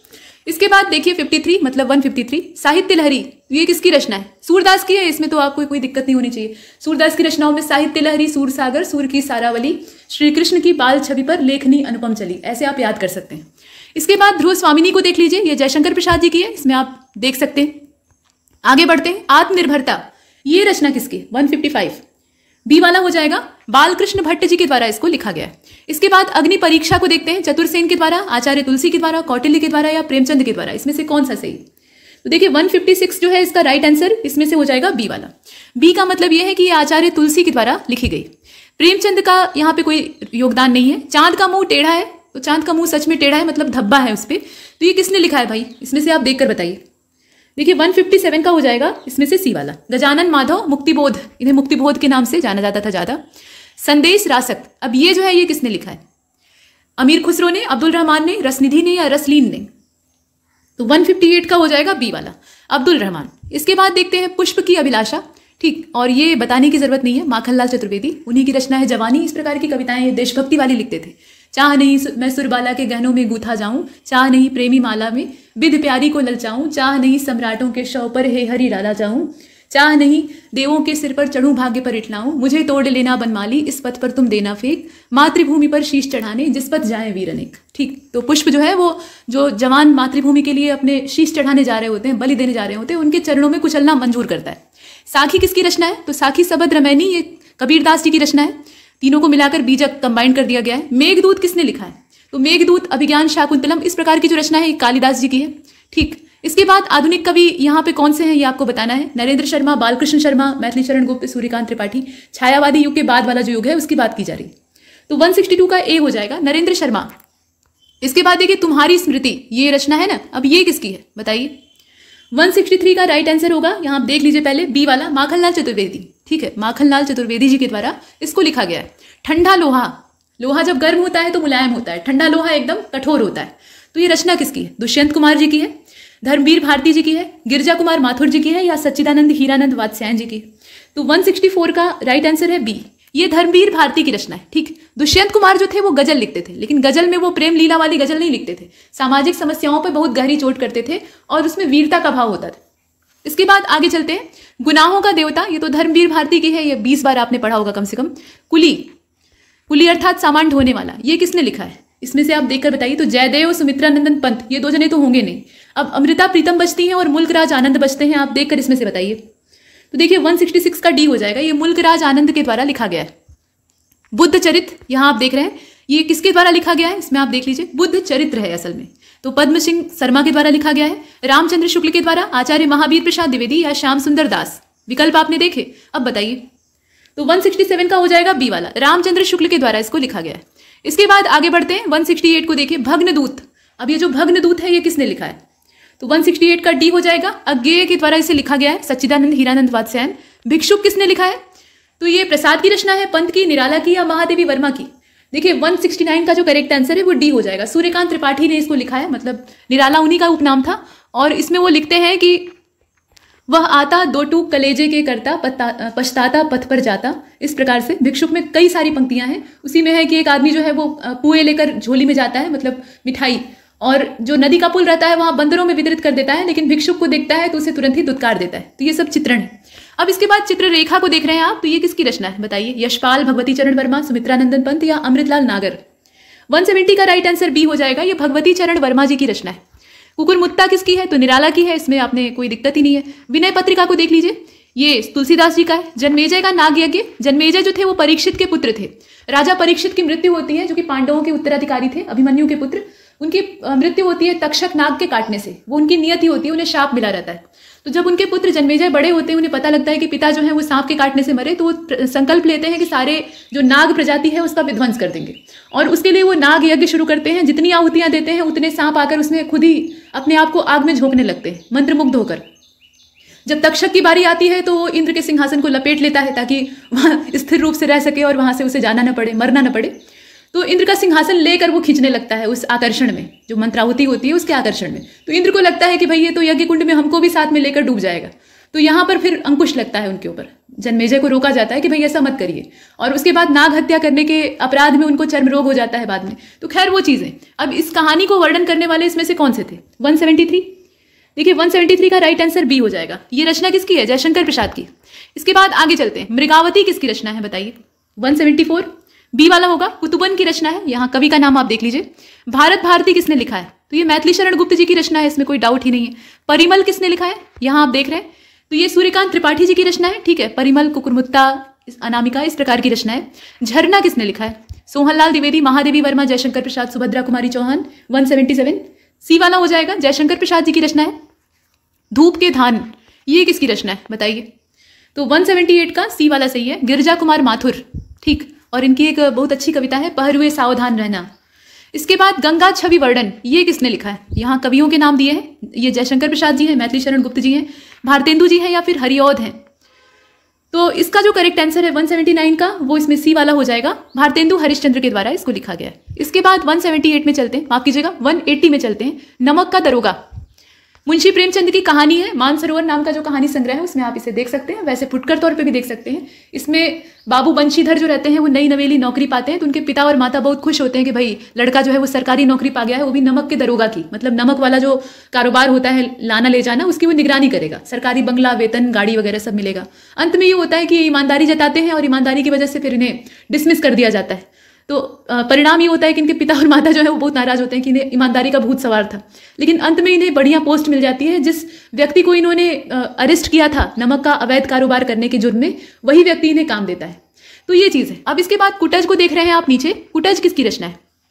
कुटज एक प्रकार का वृक्ष होता है जो कि पहाड़ी क्षेत्रों में चट्टानों के बीच से पर्वत को तोड़कर निकलता है। तो 181 का जो राइट आंसर है वो इसमें से बी वाला हो जाएगा। हजारी प्रसाद द्विवेदी। ठीक, आगे बढ़ते हैं। चित्रावली को आप देख रहे हैं फिर से एक बार, किसकी रचना है? तो ये रिपीट कर गया है क्वेश्चन, सी वाला होगा। इसके बाद देखते हैं आगे। देखिए यामा, यामा किसकी रचना है? यामा रात्रि को कहा जाता है, ये महादेवी वर्मा जी की रचना है। इसके बाद युद्ध और शांति, युद्ध और शांति किसने लिखा है? ये बाबू गुलाब राय ने लिखा है या दिनकर जी ने लिखा है या सरदार पूर्ण सिंह की है या केशव दास की? तो 184 का राइट आंसर है बी। इसका जो करेक्ट आंसर है वो कौन सा हो जाएगा? रामधारी सिंह दिनकर। भ्रमर गीत को देखते हैं, तो भ्रमर गीत ये किसकी रचना है बताइए? सूरदास की रचना है या किसकी रचना है? तो 185 ए वाला ही सही है, सूरदास। युगवाणी ये किसने लिखा है? इसका जो करेक्ट आंसर है वो बी वाला होगा, सुमित्रानंदन पंत। शेखर एक जीवनी, अब ये किसकी रचना है? उपन्यास है पूरा। तो 187 का जो करेक्ट आंसर है वो ए हो जाएगा। ये सच्चिदानंद हीरानंद वात्स्यायन के द्वारा लिखा गया है। कभी फुर्सत मिले तो पढ़िएगा। रंग में भंग आपने पीछे देखा था, ये किसकी रचना है? ये पीछे आपने देख लिया है तो फिर से रिपीट करने की आवश्यकता नहीं है, आप इसका आंसर खुद देख सकते हैं। इसके बाद आगे चलते हैं, 189 को देखते हैं। पतितों के देश में, पतितों के देश में ये किसकी रचना है बताइए? प्रेमचंद, रामवृक्ष वेनीपुरी या यशपाल या अगेर? तो 189 का राइट आंसर बी हो जाएगा, रामवृक्ष वेनीपुरी। गेहूं और गुलाब जैसी जो कृतियां हैं वो भी इन्होंने लिखी हैं, काफी अच्छे निबंधकार थे। कादंबरी किसकी रचना है? तो बाण भट्ट की रचना है, ये भवभूति ने नहीं लिखी है। पूस की रात किसकी रचना है? ये तो पूछने की जरूरत ही नहीं है, प्रेमचंद की है। हल्कू और झबरा, ठीक है, इसका अंग्रेजी ट्रांसलेशन भी हुआ है। इसके बाद 192 को देखिए, संस्कृति के 4 अध्याय। अब ये किसने लिखा है? यहाँ कुछ कवियों और कवित्रियों के नाम दिए हुए हैं, तो 192 का राइट आंसर ए हो जाएगा। ये रामधारी सिंह दिनकर जी के द्वारा लिखा गया है। आत्मजयी को देखते हैं, श्रीकांत वर्मा, नरेश मेहता, कुंवर नारायण, मुक्तिबोध, इसमें से कौन सा होगा? तो 193 का डी हो जाएगा, मुक्तिबोध ने इसको लिखा है। गीतिका को किसने लिखा है बताइए? यहाँ पर है। और 194 का राइट आंसर ए होगा, निराला ने लिखा है। प्रभात फेरी, प्रभात के समय मतलब सुबह के समय जो फेरी लगाई जाती है, मतलब वीर रस वाले गीत और काव्य नारे लगाए जाते हैं, आमतौर पे जो 15 अगस्त और 26 जनवरी का दिन मतलब राष्ट्रीय पर्व होते हैं, उसमें ये निकलती है। तो केदारनाथ, नरेंद्र शर्मा, वीरेश्वर सिंह या निराला, इसमें से कौन से होंगे? तो 195 का बी वाला हो जाएगा, ये नरेंद्र शर्मा जी हैं। लोक और आलोक, ये किसकी रचना है? 196 सी वाला होगा, इसका केदारनाथ सिंह होगा। यहाँ दोनों नाम दिए हैं, अग्रवाल और सिंह, तो सिंह होगा। ठीक, इसके बाद 197 ब्रह्मपुत्र, ये किसकी रचना है? ब्रह्मपुत्र क्रांतिकारी आंदोलन से जुड़ी हुई है। इसमें रानी गौडेल्यू और जो नागा विद्रोह, अंग्रेजों के खिलाफ जितना लोहा लिया गया है, उसमें देवकांत नाम का एक सन्यासी मतलब युवक रहता है, बाद में सन्यासी बन जाता है। वो अंत तक, अपनी अंतिम सांस तक अंग्रेजों से जूझता है, बाद में आज़ादी मिलती है। तो वो सब कहानी है। ब्रह्मपुत्र ये किसकी रचना है? देवेंद्र सत्यार्थी की रचना है, तो इसका जो ए वाला है वो सही। इसके बाद आगे चलते हैं, आरती और अंगारे, ये किसकी रचना है? उदय शंकर भट्ट, हरिवंश राय बच्चन, सूर्यकांत त्रिपाठी, निराला या सुमन, शिवमंगल सिंह सुमन। यहाँ आप किसको देख रहे हैं? ये आरती और अंगारे। तो 198 का जो राइट आंसर है वो इसमें हो जाएगा, बी वाला, हरिवंश राय बच्चन जी की रचना है। इसके बाद नेक्स्ट क्वेश्चन नंबर 199 को देखते हैं, पंचवटी किसकी रचना है? देखकर बताइए। और 199 का जो राइट आंसर है वो सी वाला होगा, ये मैथिली शरण गुप्त जी की रचना है। गांधी टोपी, ये किसकी रचना है? इसमें आप देखिए। और 200 का डी वाला सही है, इसमें राजा राधिका प्रसाद की ये रचना है। रानी केतकी की कहानी, ये आपने देखा, किसकी रचना है बताइए? तो ये इंशाअल्लाह खां की है। पीछे बाई मिस्टेक लल्लू लाल बोल दिया गया था, इंशाअल्लाह खां की रचना है। ठीक है, इसके बाद आगे चलते हैं। 202 को देखिए, पल्लव, पल्लव किसकी रचना है? सुमित्रानंदन पंत की है, निराला की है, जयशंकर प्रसाद की है या महादेवी वर्मा की है? इसका ए वाला होगा। पल्लव या पेड़ पौधे, ये ज्यादा सुमित्रानंदन पंत, ये प्रकृति के अधीन कवि थे। इसके बाद सूर सागर दिया हुआ है, तो ये सूरदास की है, इसमें आपको रुकने की जरूरत नहीं है। यशोधरा, यशोधरा का बताइए, इसको किसने लिखा है? तो ये मैथिली शरण गुप्त जी के द्वारा लिखी गई है। ठीक है, इसका सी वाला जो है वो सही है। यशोधरा ये गौतम बुद्ध अर्थात सिद्धार्थ की पत्नी का नाम था। गौतम बुद्ध तो अपना सन्यासी चोला धारण करके चलते बनते हैं, वो भी उसी रात को जिस रात उनका बेटा पैदा होता है। और यशोधरा जब वो उसकी नींद खुलती है तो वो बच्चे को गोद में लेकर उन्हें बार बार खोजती है, कहीं भी पति मिलते नहीं है। तो वही बोलती है कि सखी वे मुझसे कहकर जाते, मतलब बताकर तो जाते, ऐसे चोरी छिपे भाग गए। और उसका जो पुत्र है राहुल, जब वो बड़ा होता है तो वो अपनी माता से कहानी सुनना चाहता है, गौतम बुद्ध की, माँ का एक कहानी, राजा था या रानी, तो वो कहानी है। बड़ी ही मार्मिक दशा है यहाँ पर। इसके बाद देखिए 205 को, अजात शत्रु किसने लिखा है? तो ये जयशंकर प्रसाद की है। अजात शत्रु ये ऐतिहासिक है। ठीक, त्याग पत्र किसने लिखा है? यहाँ नीचे आप देख रहे हैं 206, जैनेन्द्र कुमार, सच्चिदानंद, हीरानंद वात्स्यायन अज्ञेय की रचना है, बालकृष्ण भट्ट शर्मा नवीन की है या मुक्तिबोध की है? तो 206 यहाँ आप देखिए, इसका जो करेक्ट आंसर है वो ए हो जाएगा। ए का मतलब क्या है? जैनेन्द्र कुमार। चीफ की दावत, अब ये जो चीफ की दावत है ये किसकी रचना है बताइए? तो 207 और इसका जो करेक्ट आंसर है वो सी होगा, भीष्म साहनी। और भीष्म साहनी ने काफी, बलराज साहनी अभिनेता थे, उन्हीं के भाई थे। ठीक है, तो भीष्म साहनी ने काफी अच्छी अच्छी कहानियां लिखी हैं जो कि सामाजिक दशा का वर्णन करती हैं, तत्कालीन समाज का। आजादी के समय, मतलब आजादी से पहले की जो दशा थी, लोग अंग्रेजों के गुलाम मानसिक तौर पर बने हुए थे और जो पढ़े लिखे शहजादे होते थे वो सोचते थे कि हम अंग्रेजों के तलवे चाटेंगे तो अंग्रेज बड़ा हमें इज्जत देंगे। तो अहम ब्रह्मास्मि नाम की एक रचना है, कहानी है, उसे पढ़िएगा। उसमें जो उसका मेन नायक रहता है वो ये सोचता है कि हम अंग्रेजों जैसी पोशाक पहन लेंगे, 20 बार नहा लेंगे और एकदम पहनावा, जो रहन सहन है वो सब कुछ, और भारतीयों से नफरत करेंगे तो अंग्रेज हमें बहुत प्रेम देंगे। अंत में वो इतनी बेइज्जती पाता है ना कि उसका जो अंतर चक्षु है या अंतर ज्ञान है वो जाग उठता है। तो वो रचना है। इसके बाद आगे चलते हैं और चीफ की दावत पे बहुत सारे नाटक भी आयोजित किए जा चुके हैं। प्रेम वाटिका को देखते हैं, ये किसकी रचना है? 208 और इसका जो करेक्ट आंसर है वो डी हो जाएगा, रसखान। आगे चलते हैं, देखिए अशोक के फूल। अब ये जो यहाँ पे गद्य है, ये काव्य नहीं है, गद्य है, तो ये किसकी रचना है इसको आपको तलाशना है। इसमें कुछ लेखकों के नाम दिए हैं। 209 और इसका जो करेक्ट आंसर है वो डी हो जाएगा, हजारी प्रसाद द्विवेदी। प्रेम पचीसी, 25 पद वाली जो रचना होती है उसको पचीसी कहा जाता है। तो प्रेम पचीसी किसने लिखा है? यहाँ कुछ पुराने कवियों के नाम दिए हैं और प्रेमचंद का भी नाम है। तो इसका जो करेक्ट आंसर है 210वें का, वो ए वाला हो जाएगा। ये प्रेमचंद के द्वारा लिखा गया है। इसके बाद आगे चलते हैं, देखिए मधुशाला।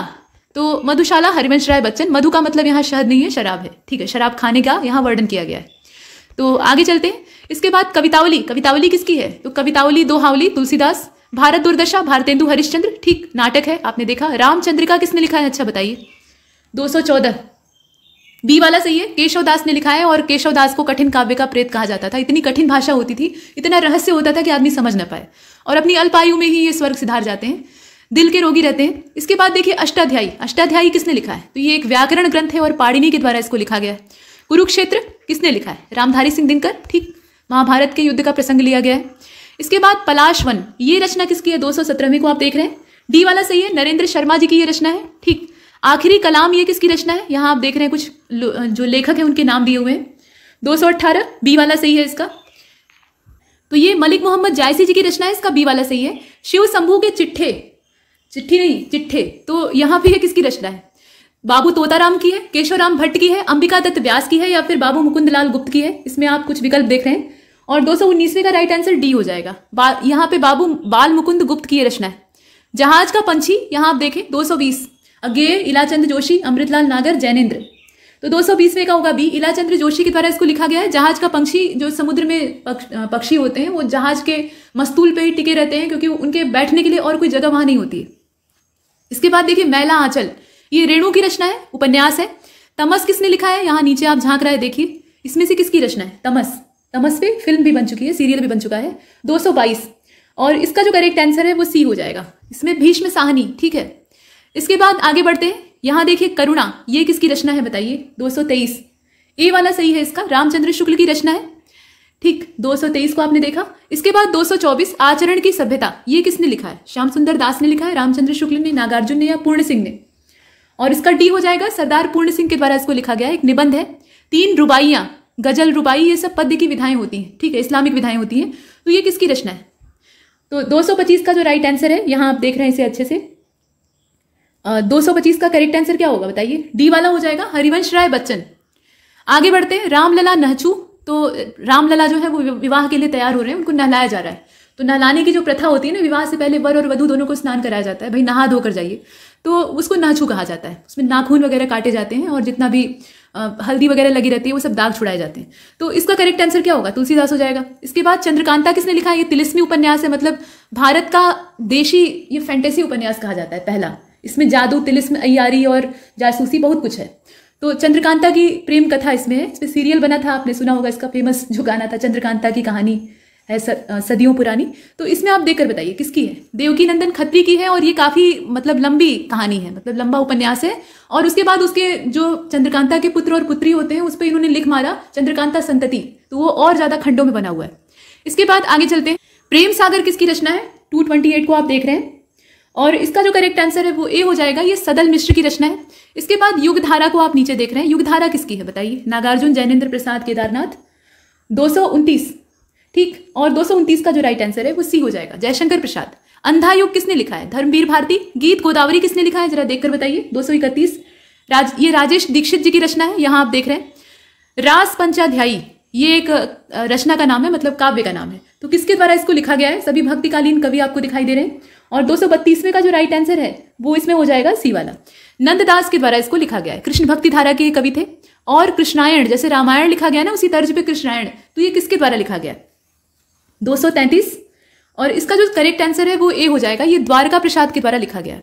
अपने अपने राम, यहां आप देख रहे हैं, तो अपने अपने राम ये किसकी रचना है, इसको पूरा देख लीजिए, नीचे विकल्प है, देखिए 234 का जो करेक्ट आंसर है वो इसमें हो जाएगा ए वाला, भगवान सिंह के द्वारा इसको लिखा गया है। इसके बाद अगली जो रचना है वो है सर्कस, तो सर्कस किसने लिखा है, सर्कस पे बैन लग चुका है लेकिन ये रचना है, तो यशपाल, अमृतलाल नागर, मन्नू भंडारी और संजीव। इसमें से करेक्ट आंसर कौन सा होगा, ये है 235वां, और इसका जो करेक्ट आंसर है वो डी हो जाएगा। डी है क्या, ये संजीव के द्वारा लिखा गया है, सर्कस, ठीक। इसके बाद 236 को देखिए, प्रिय प्रवास, ये तो आप कई बार पढ़ चुके होंगे, 236, इसका करेक्ट आंसर क्या है, डी वाला हो जाएगा, ये अयोध्या सिंह उपाध्याय हरिऔध के द्वारा लिखा गया है, प्रिय प्रवास।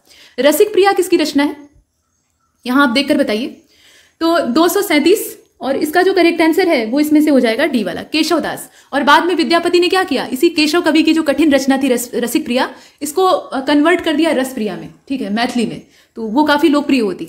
झांसी की रानी, अब ये किसकी रचना है बताइए, अब ये बताने की जरूरत नहीं है, तो आप आराम से गेस कर सकते हैं। झांसी के किले पर जो शिलालेख होता है उसमें उत्कीर्ण करके वहां पे टांगी गई है, तो पूरी लंबी कविता है, और ये सुभद्रा कुमारी चौहान जी के द्वारा लिखी गई है। हालांकि उन्होंने बहुत सारी रचनाएं लिखी हैं, लेकिन इस रचना की वजह से वो अमर हो जाती हैं।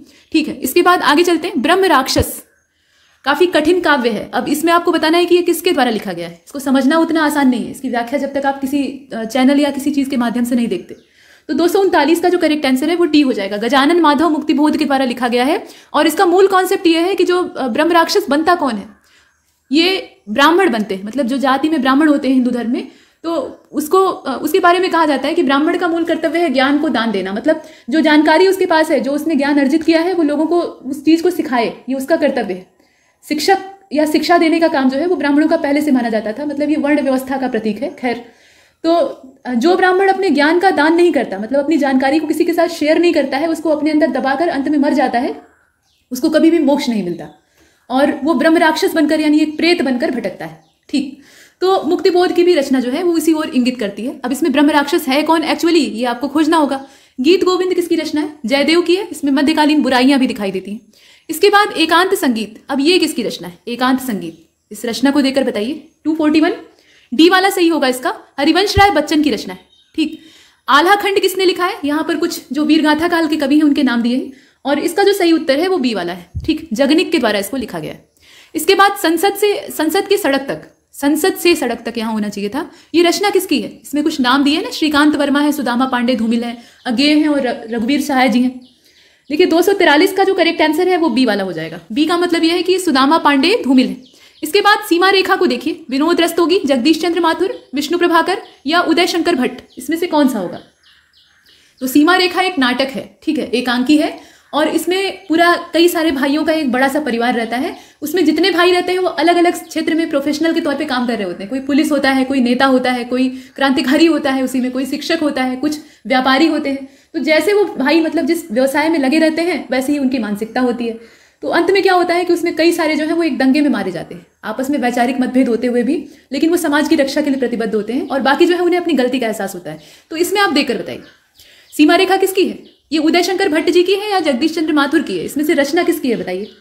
देखिए इसका डी हो जाएगा, उदय शंकर भट्ट जी के द्वारा इसको लिखा गया है। सत्यवती कथा, सत्यवती थी कौन? ये मछुआरिन मतलब मछुआरे की पुत्री थी और भीष्म पितामह जब जाते हैं सत्यवती का हाथ मांगने महाराज शांतनु के लिए, तो वहां वो उसका जो पिता है वो बहुत चालाक रहता है। आपने महाभारत देखा होगा, वहां मुकेश खन्ना जी किस प्रकार से प्रतिज्ञा करते हैं। तो खैर अब यहाँ बताइए 245, इसका जो करेक्ट आंसर है वो सी हो जाएगा। ईश्वर दास के द्वारा इसको लिखा गया।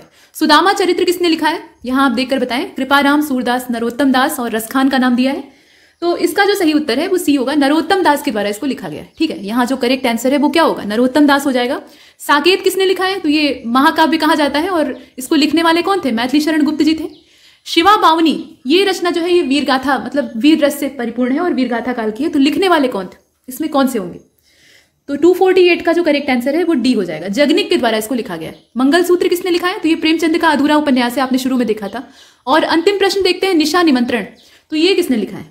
निशा निमंत्रण को लिखने वाले जैनेन्द्र कुमार थे, हरिवंश राय बच्चन थे, महादेवी वर्मा या जयशंकर प्रसाद?